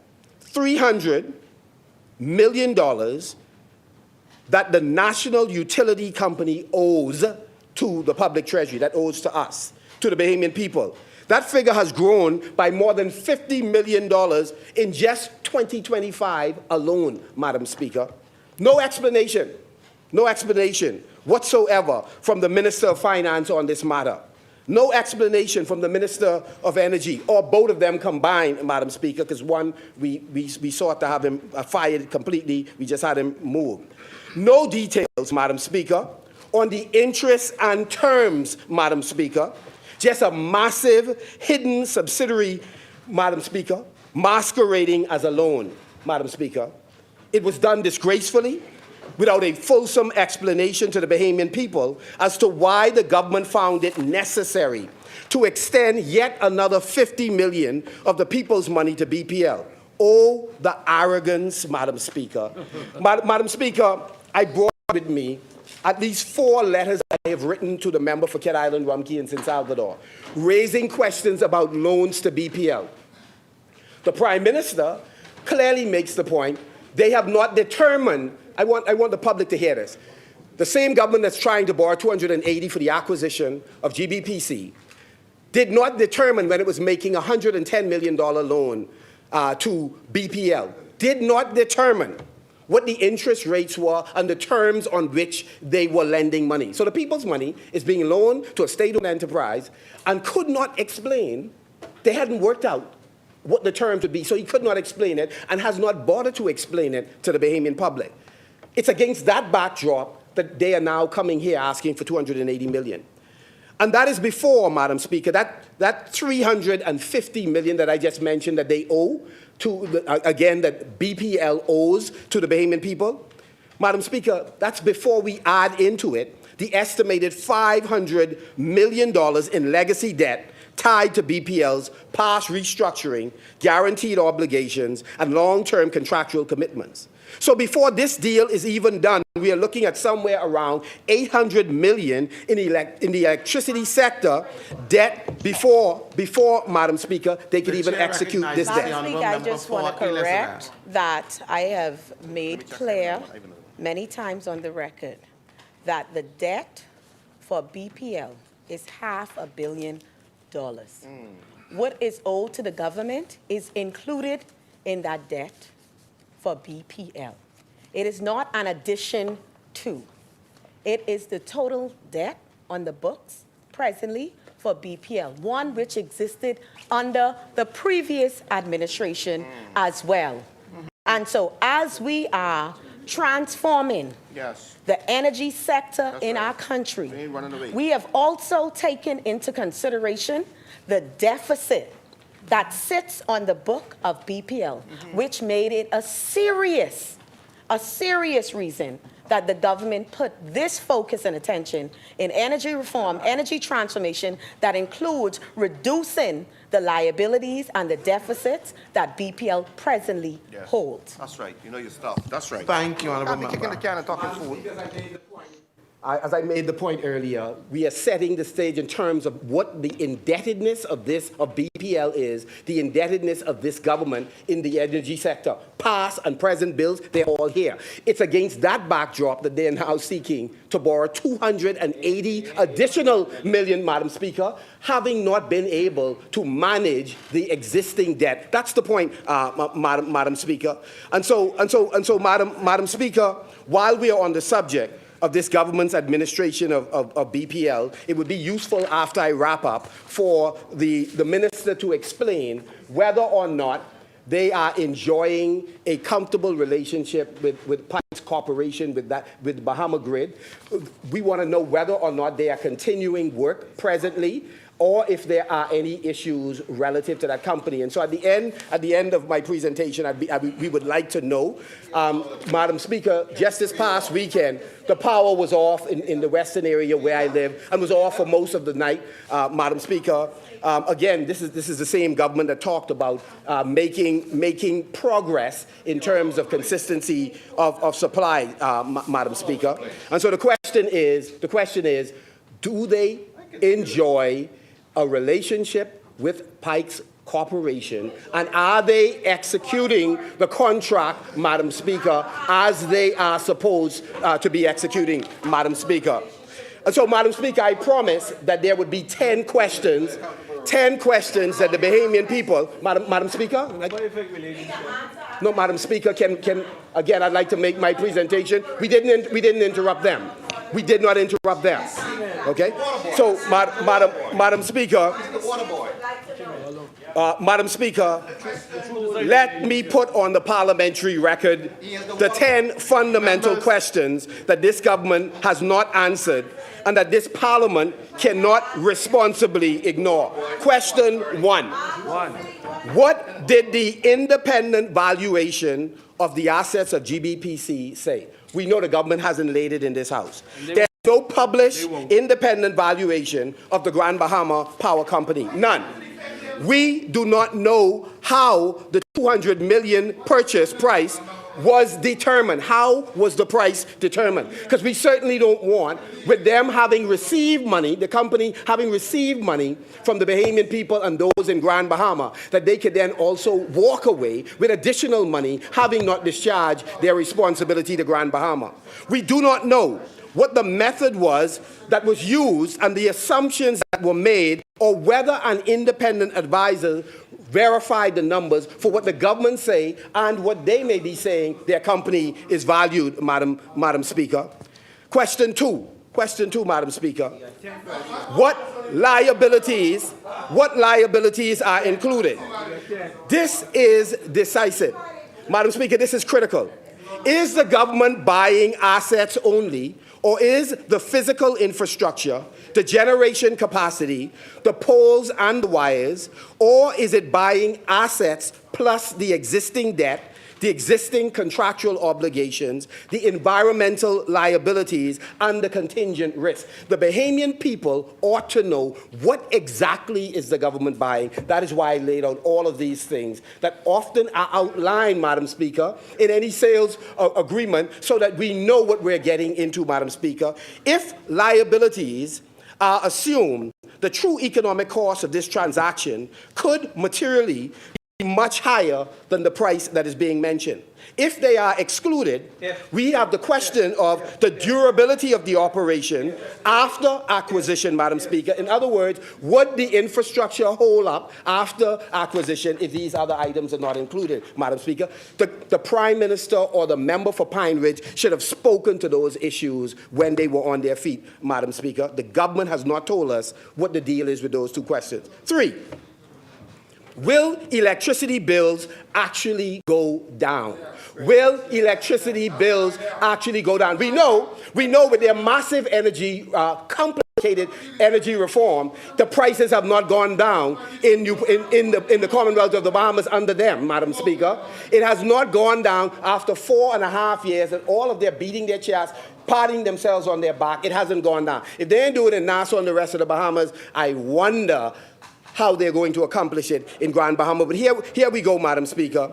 Will electricity bills actually go down? The entire justification for this deal are presented by the Minister of Grand Bahama.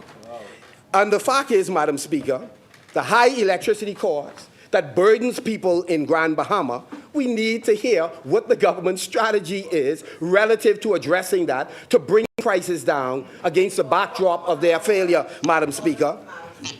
The chair recognizes the honourable member for Elizabeth. I know the member probably tried his best to ignore the Prime Minister when he was speaking earlier. But I'm quite sure he heard when the Prime Minister stated that BPL's present base rate for 0 to 200 kWh is 0. And their base rate for 351 to 800 kWh is 11.95. GB Power base rate for 0 to 200 kWh is 17.56.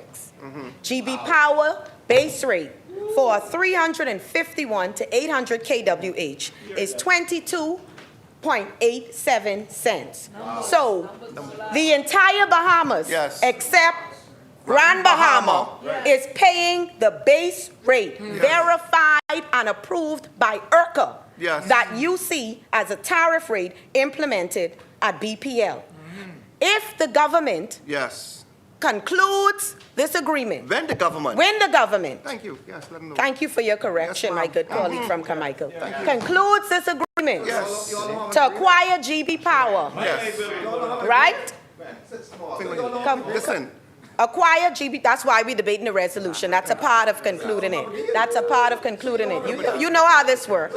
When the government concludes, Yes. the entire GB Power tariff rate will be transitioned to the uniformed tariff rate that's being used throughout the rest of the Bahamas. That's called. I'm not done. And that is with the industry terms, a levelized cost of energy. What that means? It's going down, right? That means it all matches despite the logistic costs of powering other islands are higher in the Bahamas. We have a levelized cost of energy throughout the entire Bahamas except Grand Bahama.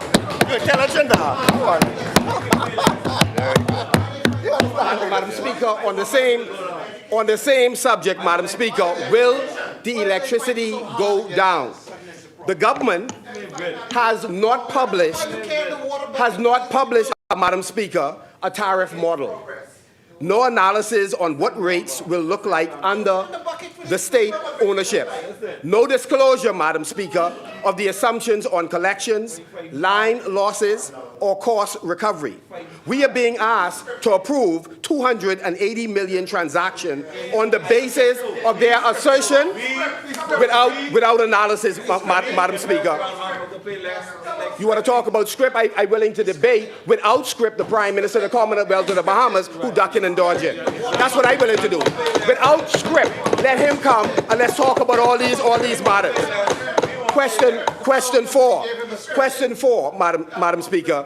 Is $80 million enough? The second resolution seeks to borrow $80 million for capital expenditure and working capital, but no capital plan has been published. No assessment has been made public on what it will cost to rehabilitate the aging infrastructure in Grand Bahama, or to improve its reliability, or to harden the system against future storms, Madam Speaker.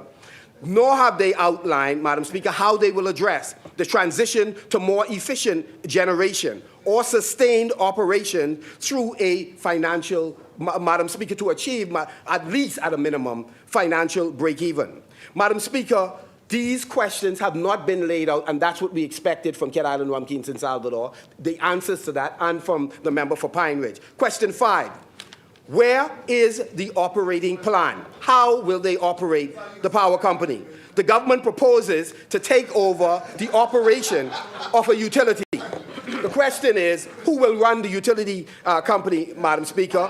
What governance structure will be in place? What performance standards will be set? What procurement framework will govern the capital spending?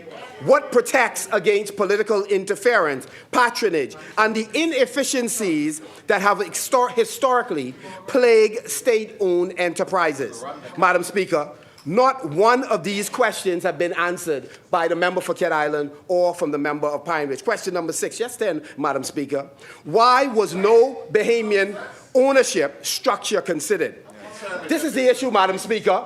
We believe the present, Madam Speaker, we believe the present power company, the present power company, Madam Speaker. The chair recognizes the honourable member for Exeter and Ragged Island. Prime Minister articulated that the company is owned 100% by the government. 100%. The Bahamian people. Which effectively means 100% by the Bahamian people. By us, by we.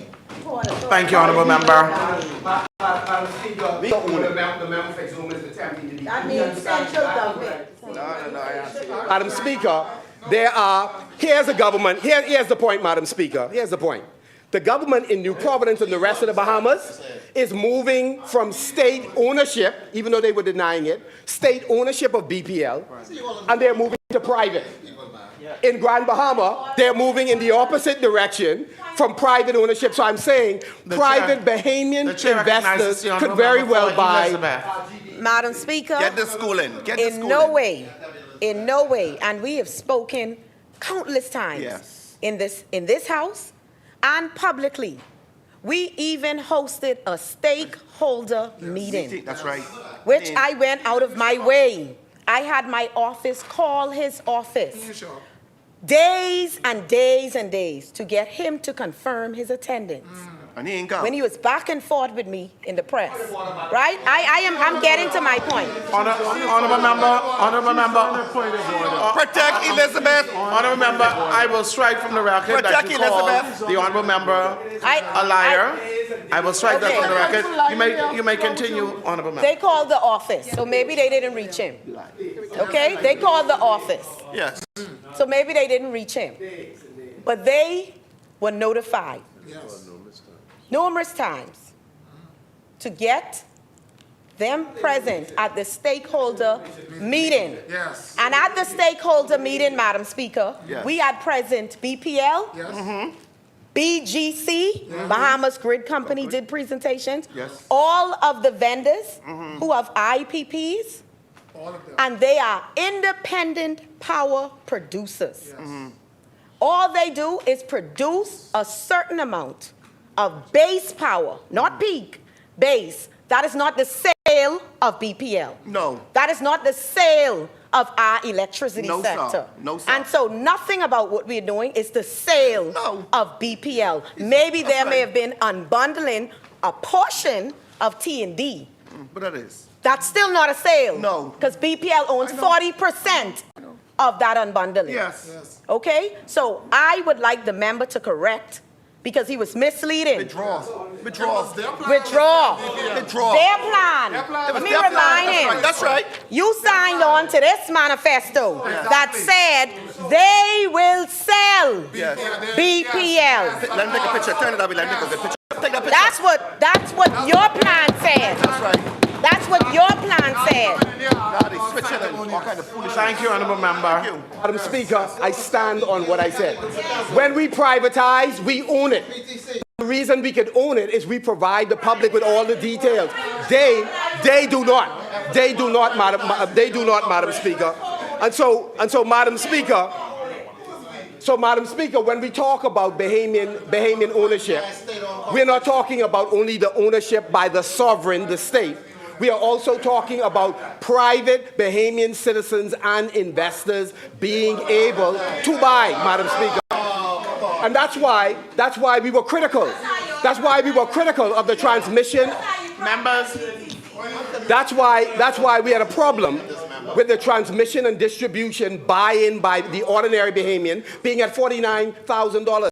The same government that claims it is fighting for the common man permitted an arrangement where in order to buy into transmission and distribution, you have to have $49,000 to invest in it. So we're saying when we talk about why was no Bahamian ownership structure put in place, we are saying we support a change in leadership and ownership of the power company. What we do not support is the Davis administration being in charge of the power company, Madam Speaker. It will not be an improvement under them, Madam Speaker. Question 7, Madam Speaker. Who validated the process? Who validated the process? This government is simultaneously the regulator, the policy maker, and the buyer of in this transaction. There's no independent regulatory validation, no competitive procurement, no third-party oversight of the acquisition process. Question number 8, Madam Speaker, 8 of 10. What happens if the $280 million is not enough? The electricity sector in Grand Bahama has faced structural challenges for decades. If the capital plan is insufficient, if the tariff model, which we haven't heard from them, fails, if operational costs exceeds production, what is the exit strategy of this government? Some people are cynical, Madam Speaker, and that's why they should have explained themselves. Some say, boy, all this is a simple acquisition and flip to friends. But we don't know. We don't know if the government intends to keep it long term. But again, Madam Speaker, this is why when you ask for $280 million, tell us what the plan is, Madam Speaker. We don't know what their exit strategy is, Madam Speaker, and we are concerned. Once the state owns this company, the state is on the hook. The losses do not disappear. Like BPL, the losses accumulate, Madam Speaker, and they eventually show up in higher debt, higher taxes, and fewer resources for health care, education, and housing, Madam Speaker. Question number 9. What is the total fiscal exposure? The two resolutions before us, Madam Speaker, it's $280 million in guaranteed borrowing. Did they follow the process? But that is not the full picture, Madam Speaker. The government must disclose the total contingent liability, including what happens if the company requires ongoing subsidies, further capital injections, or debt restructuring. The Bahamian people deserve a complete accounting of what this deal would cost before they are committed to it, Madam Speaker. Question 10. And by the way, even if it was miraculously occurred, Madam Speaker, this is not an administration whose word you are able, Madam Speaker, to trust that they will follow through on even things they commit to. The member for Elizabeth, Madam Speaker, stood on her feet in this place and said that they met $100 million on the books. We know the $100 million was accumulated since the government took office, but refused to bring the documents, Madam Speaker, to the House. The member for Fort Charlotte said he never got information about the hedge. And then later he sought to blame the Prime Minister and say, yeah, we got it, but both of us pretty much ignored it. Elizabeth. I made it clear when I stood on my feet and I spoke to how we arrived at having that cost of $100 million was the fact that they failed in their hedge and they underpriced while they governed. Yes. At the end of the day, that catches up to you. Yes. That catches up to you. Doesn't matter if it catches up while you still are the government or when the government behind you comes on. But when you do miscalculations of your number, it's an energy sector. That's right. Someone has to find the money and pay the bill. That's right. It catches up to you. That's right. Exactly. Thank you. Madam Speaker, I hear all the member for Elizabeth say, but they wouldn't lay the documents. See, because they wouldn't lay the documents, Madam Speaker. Their assertions are incorrect, Madam Speaker. The government sought to depress the cost, the pass-through costs, and they accumulated debt. The minister for Fort Charlotte came and said we must raise the rates. And the Prime Minister rebuffed. The chair recognizes the honourable member for Elizabeth. Because when I stood in the House and we spoke about hedge, he had his story and I brought him the information and the facts that BPL provided. Yes. They suppressed the numbers.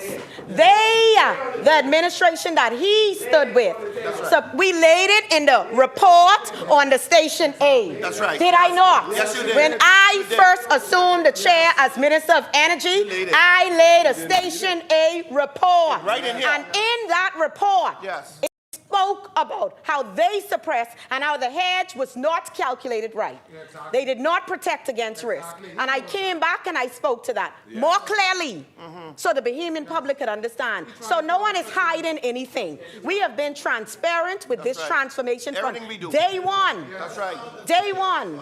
That's right. Yes. Thank you, honourable member. Madam Speaker, I close on the 10th question because none of the questions I raised, none of the questions we have raised, they have answered in the presentation by the member for Cat Island or in the presentation by Pine Ridge. The last question, Madam Speaker, why the rush? Having neglected to address this issue for 4.5 years, it's curious why on the eve of election, just a few weeks away, Madam Speaker, that this deal is being brought to Parliament. The government has not sought a mandate from the Bahamian people for a transaction of this scale and consequence, Madam Speaker, in Grand Bahama before now, Madam Speaker. This decision that could shape the country's finances, because what is done there will impact all of the government's finances. The question is, what is motivating them? Madam Speaker, we believe we know what is motivating them, Madam Speaker. They are having challenges, Madam Speaker. The chair recognizes the honourable member for Freetown. Madam Speaker, the member for Marco City is being very deceptive and misleading. Unless he does business where he can do a $200 million deal in a day, it should be obvious that this is a process and comes at the end of a time. Now, I can understand, Madam Speaker, the reason that they did nothing is because they didn't realize the time it took to do it. But they make it seem as if this started last month and suddenly it pops out of the air. He knows better. He knows much better, and how he is positing it is misleading. Thank you, Honourable Member.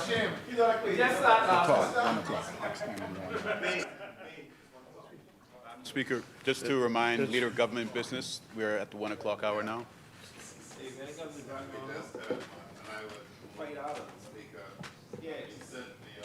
1 p.m. hour to do two things. For Marco City to complete and for Exuma to make a short presentation. Thank you, Honourable Member. It has been moved and seconded the business of this House proceed beyond the 1 p.m. hour. As many are in favor will remain seated. Those opposed will stand. The motion is carried. The business of this House will now proceed beyond the 1 p.m. hour. Marco City. Thank you very much. Thank you very much, Madam Speaker. Madam Speaker, the question is, why at this time, Madam Speaker? Madam Speaker, this is not an arrangement that they've been working on for 4.5 years. In fact, the members of Parliament in Grand Bahama took a very long time to be responsive. The member for West and Pine Ridge took a very long time to be responsive to the cries of residents about the pain that they were experiencing, Madam Speaker. The chair recognizes the honourable member for Pine Ridge. Madam Speaker, the member for Marco City just came on the scene when it came to the power company. From day one, the member for Pine Ridge, the member for West Grand Bahama and Bimini at the time, which was Obadiah Wilscombe, were a part of the committee that addressed the Grand Bahama Power Company when it wanted to increase power about 2 weeks after we came to office. So this is something, we said not a day like it. And so we have been in front of the Grand Bahama Power Company protesting even. So do not say we have not spoken up for the people. We have sent numerous press releases that address the matter of the power company, the hurricane charge that they were seeking. We intentionally continued to address the issues of Grand Bahama when it came to the power company. So you should know better than that, because when we were speaking up on behalf of the people, you were not. You were not. We spoke up on behalf of the people. You were not. You were not. Yes, Central Grand Bahama did. Central Grand Bahama was there. You were not there. You were not there. Thank you, honourable member. Only a couple of non-Grand Bahamian parliamentarians will believe that you work more for the people of Grand Bahama than I do. Only them. Only your closest confidants. Trust me on that. Trust me on that. Madam Speaker, when the Honourable Hubert Ingram was Prime Minister of the Bahamas, in his attempt to determine, Madam Speaker, I'm just wrapping up. I'd be grateful for just 2 minutes to just wrap up, Madam Speaker.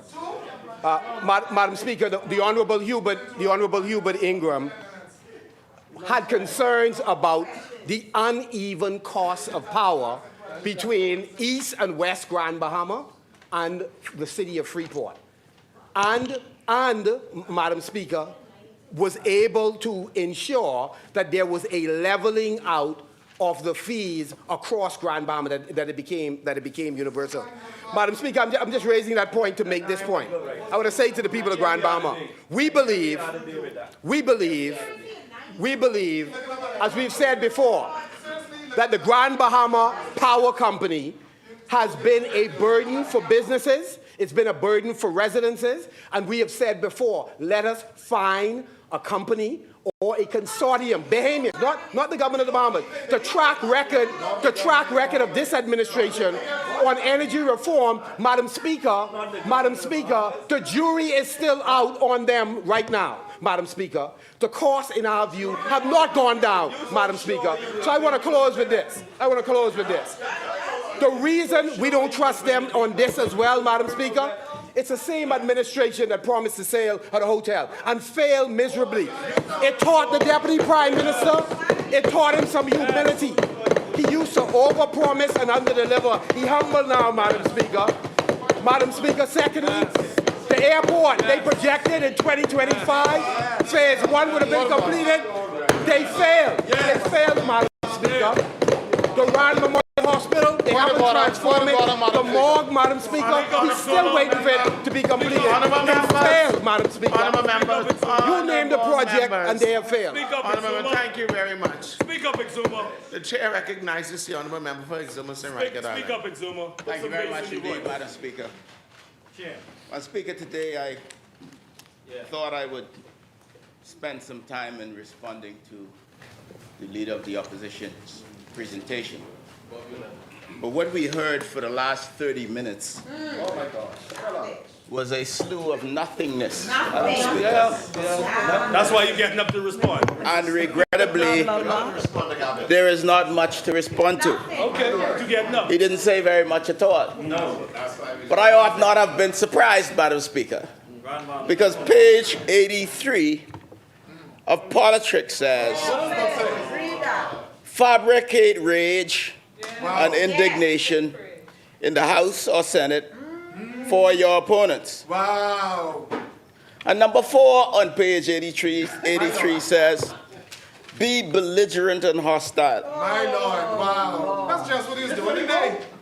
That was all day today. So instead, Madam Speaker, I want to thank my constituents, the great people of Exuma and Ragged Island, who have given me the honor of my life to serve here in this place. I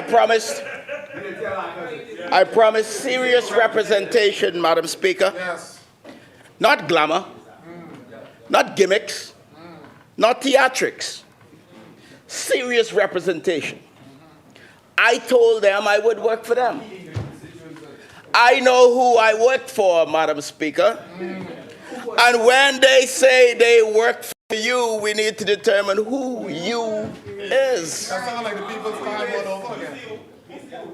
The Prime Minister today indicated that this initiative is an aspiration for more equity and fairness, more efficiency, more reliability, and affordability. Yet, 30 minutes of nothingness. Who are you working for? The member for Pine Ridge forecasted that this initiative will improve the cost of living, improve the cost of business, bring back more industry like the fine chemicals business, and be a driver for economic growth. And the response we got was 30 minutes of nothingness, Madam Speaker. And I must ask again, who are they working for? My Lord. That's right. The poor, not the baby people. When the honorable member for Cat Island took steps to address the legacy issues of the GBPA, he went on and on and on. And the Bahamian people ask again, who are they working for, Madam Speaker? He says it's not about lower cost of electricity. He said it's not about a lower cost of living. He said it's not about the lower cost of business. The last time I checked, the people of Grand Bahama were interested in that. And therefore we must ask again, who are they working for? Ain't the Bahamian people, that's for sure. They talked about BPL, yet the Honorable Minister pointed out in their own manifesto they had committed to selling it. He stood here today and talked about Bahamian ownership as he has some moral authority on the issue. He's got no credibility whatsoever on the issue.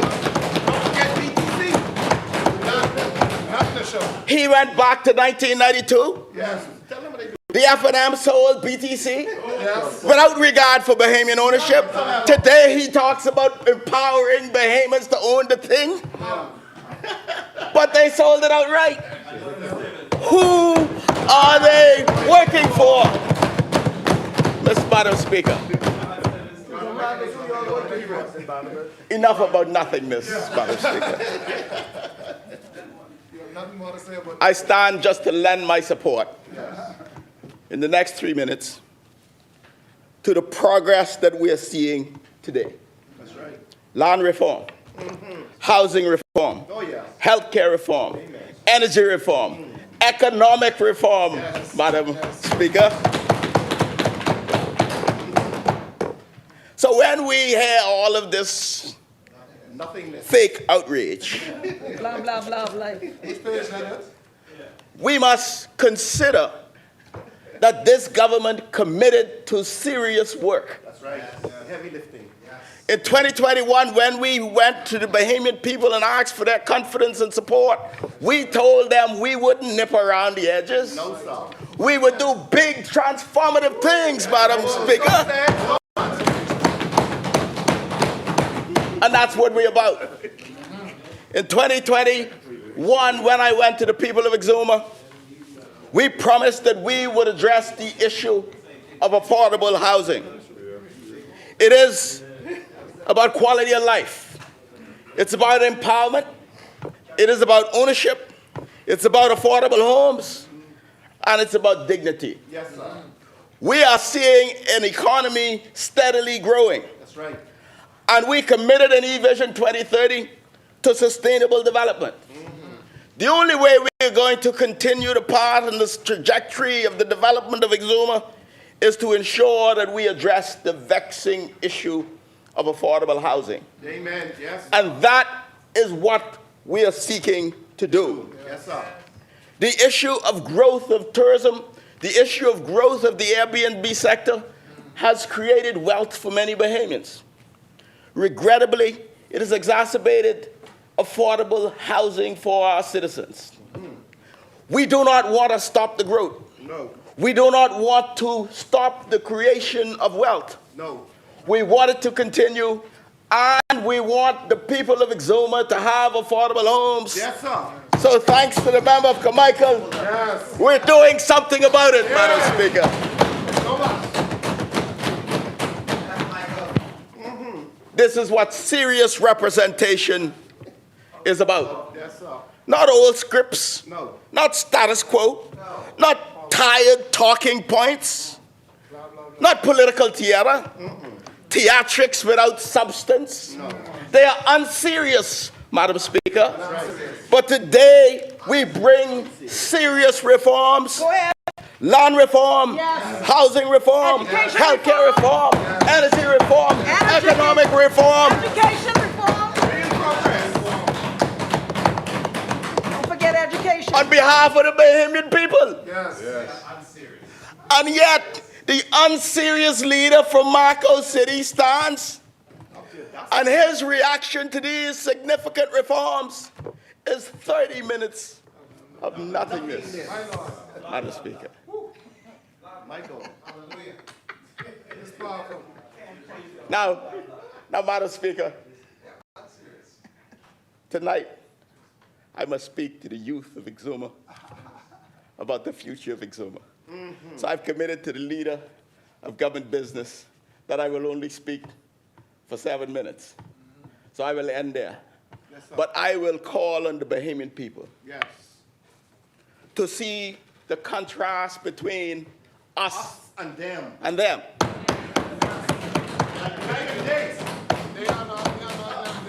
Everything we do is about empowering the Bahamian people, That's right. driving ownership, seeking relief and reform for the people who we work for, Madam Speaker, but we don't know who they are working for. My Lord. Regrettable, shameful, despicable, Madam Speaker. Shameful, shameless. I work on behalf of the people of Exuma and Ragged Island. Yes. I'm honored to have the opportunity to have worked for them for 2 consecutive terms. And by God's grace, Amen. I will have an opportunity to continue the progress. Thank you, Madam Speaker. Thank you, honorable member. The chair recognizes the honorable member for Freetown. Madam Speaker, I would move that the House now suspend business till 3:30 p.m., at which time the member for Central Grand Bahama will take the floor. Thank you, honorable members. It has been moved and seconded that the business of this House be suspended until 3:30 p.m. As many are in favor will remain seated. Those opposed will stand. The motion is carried. The business of this House stands suspended until 3:30 p.m.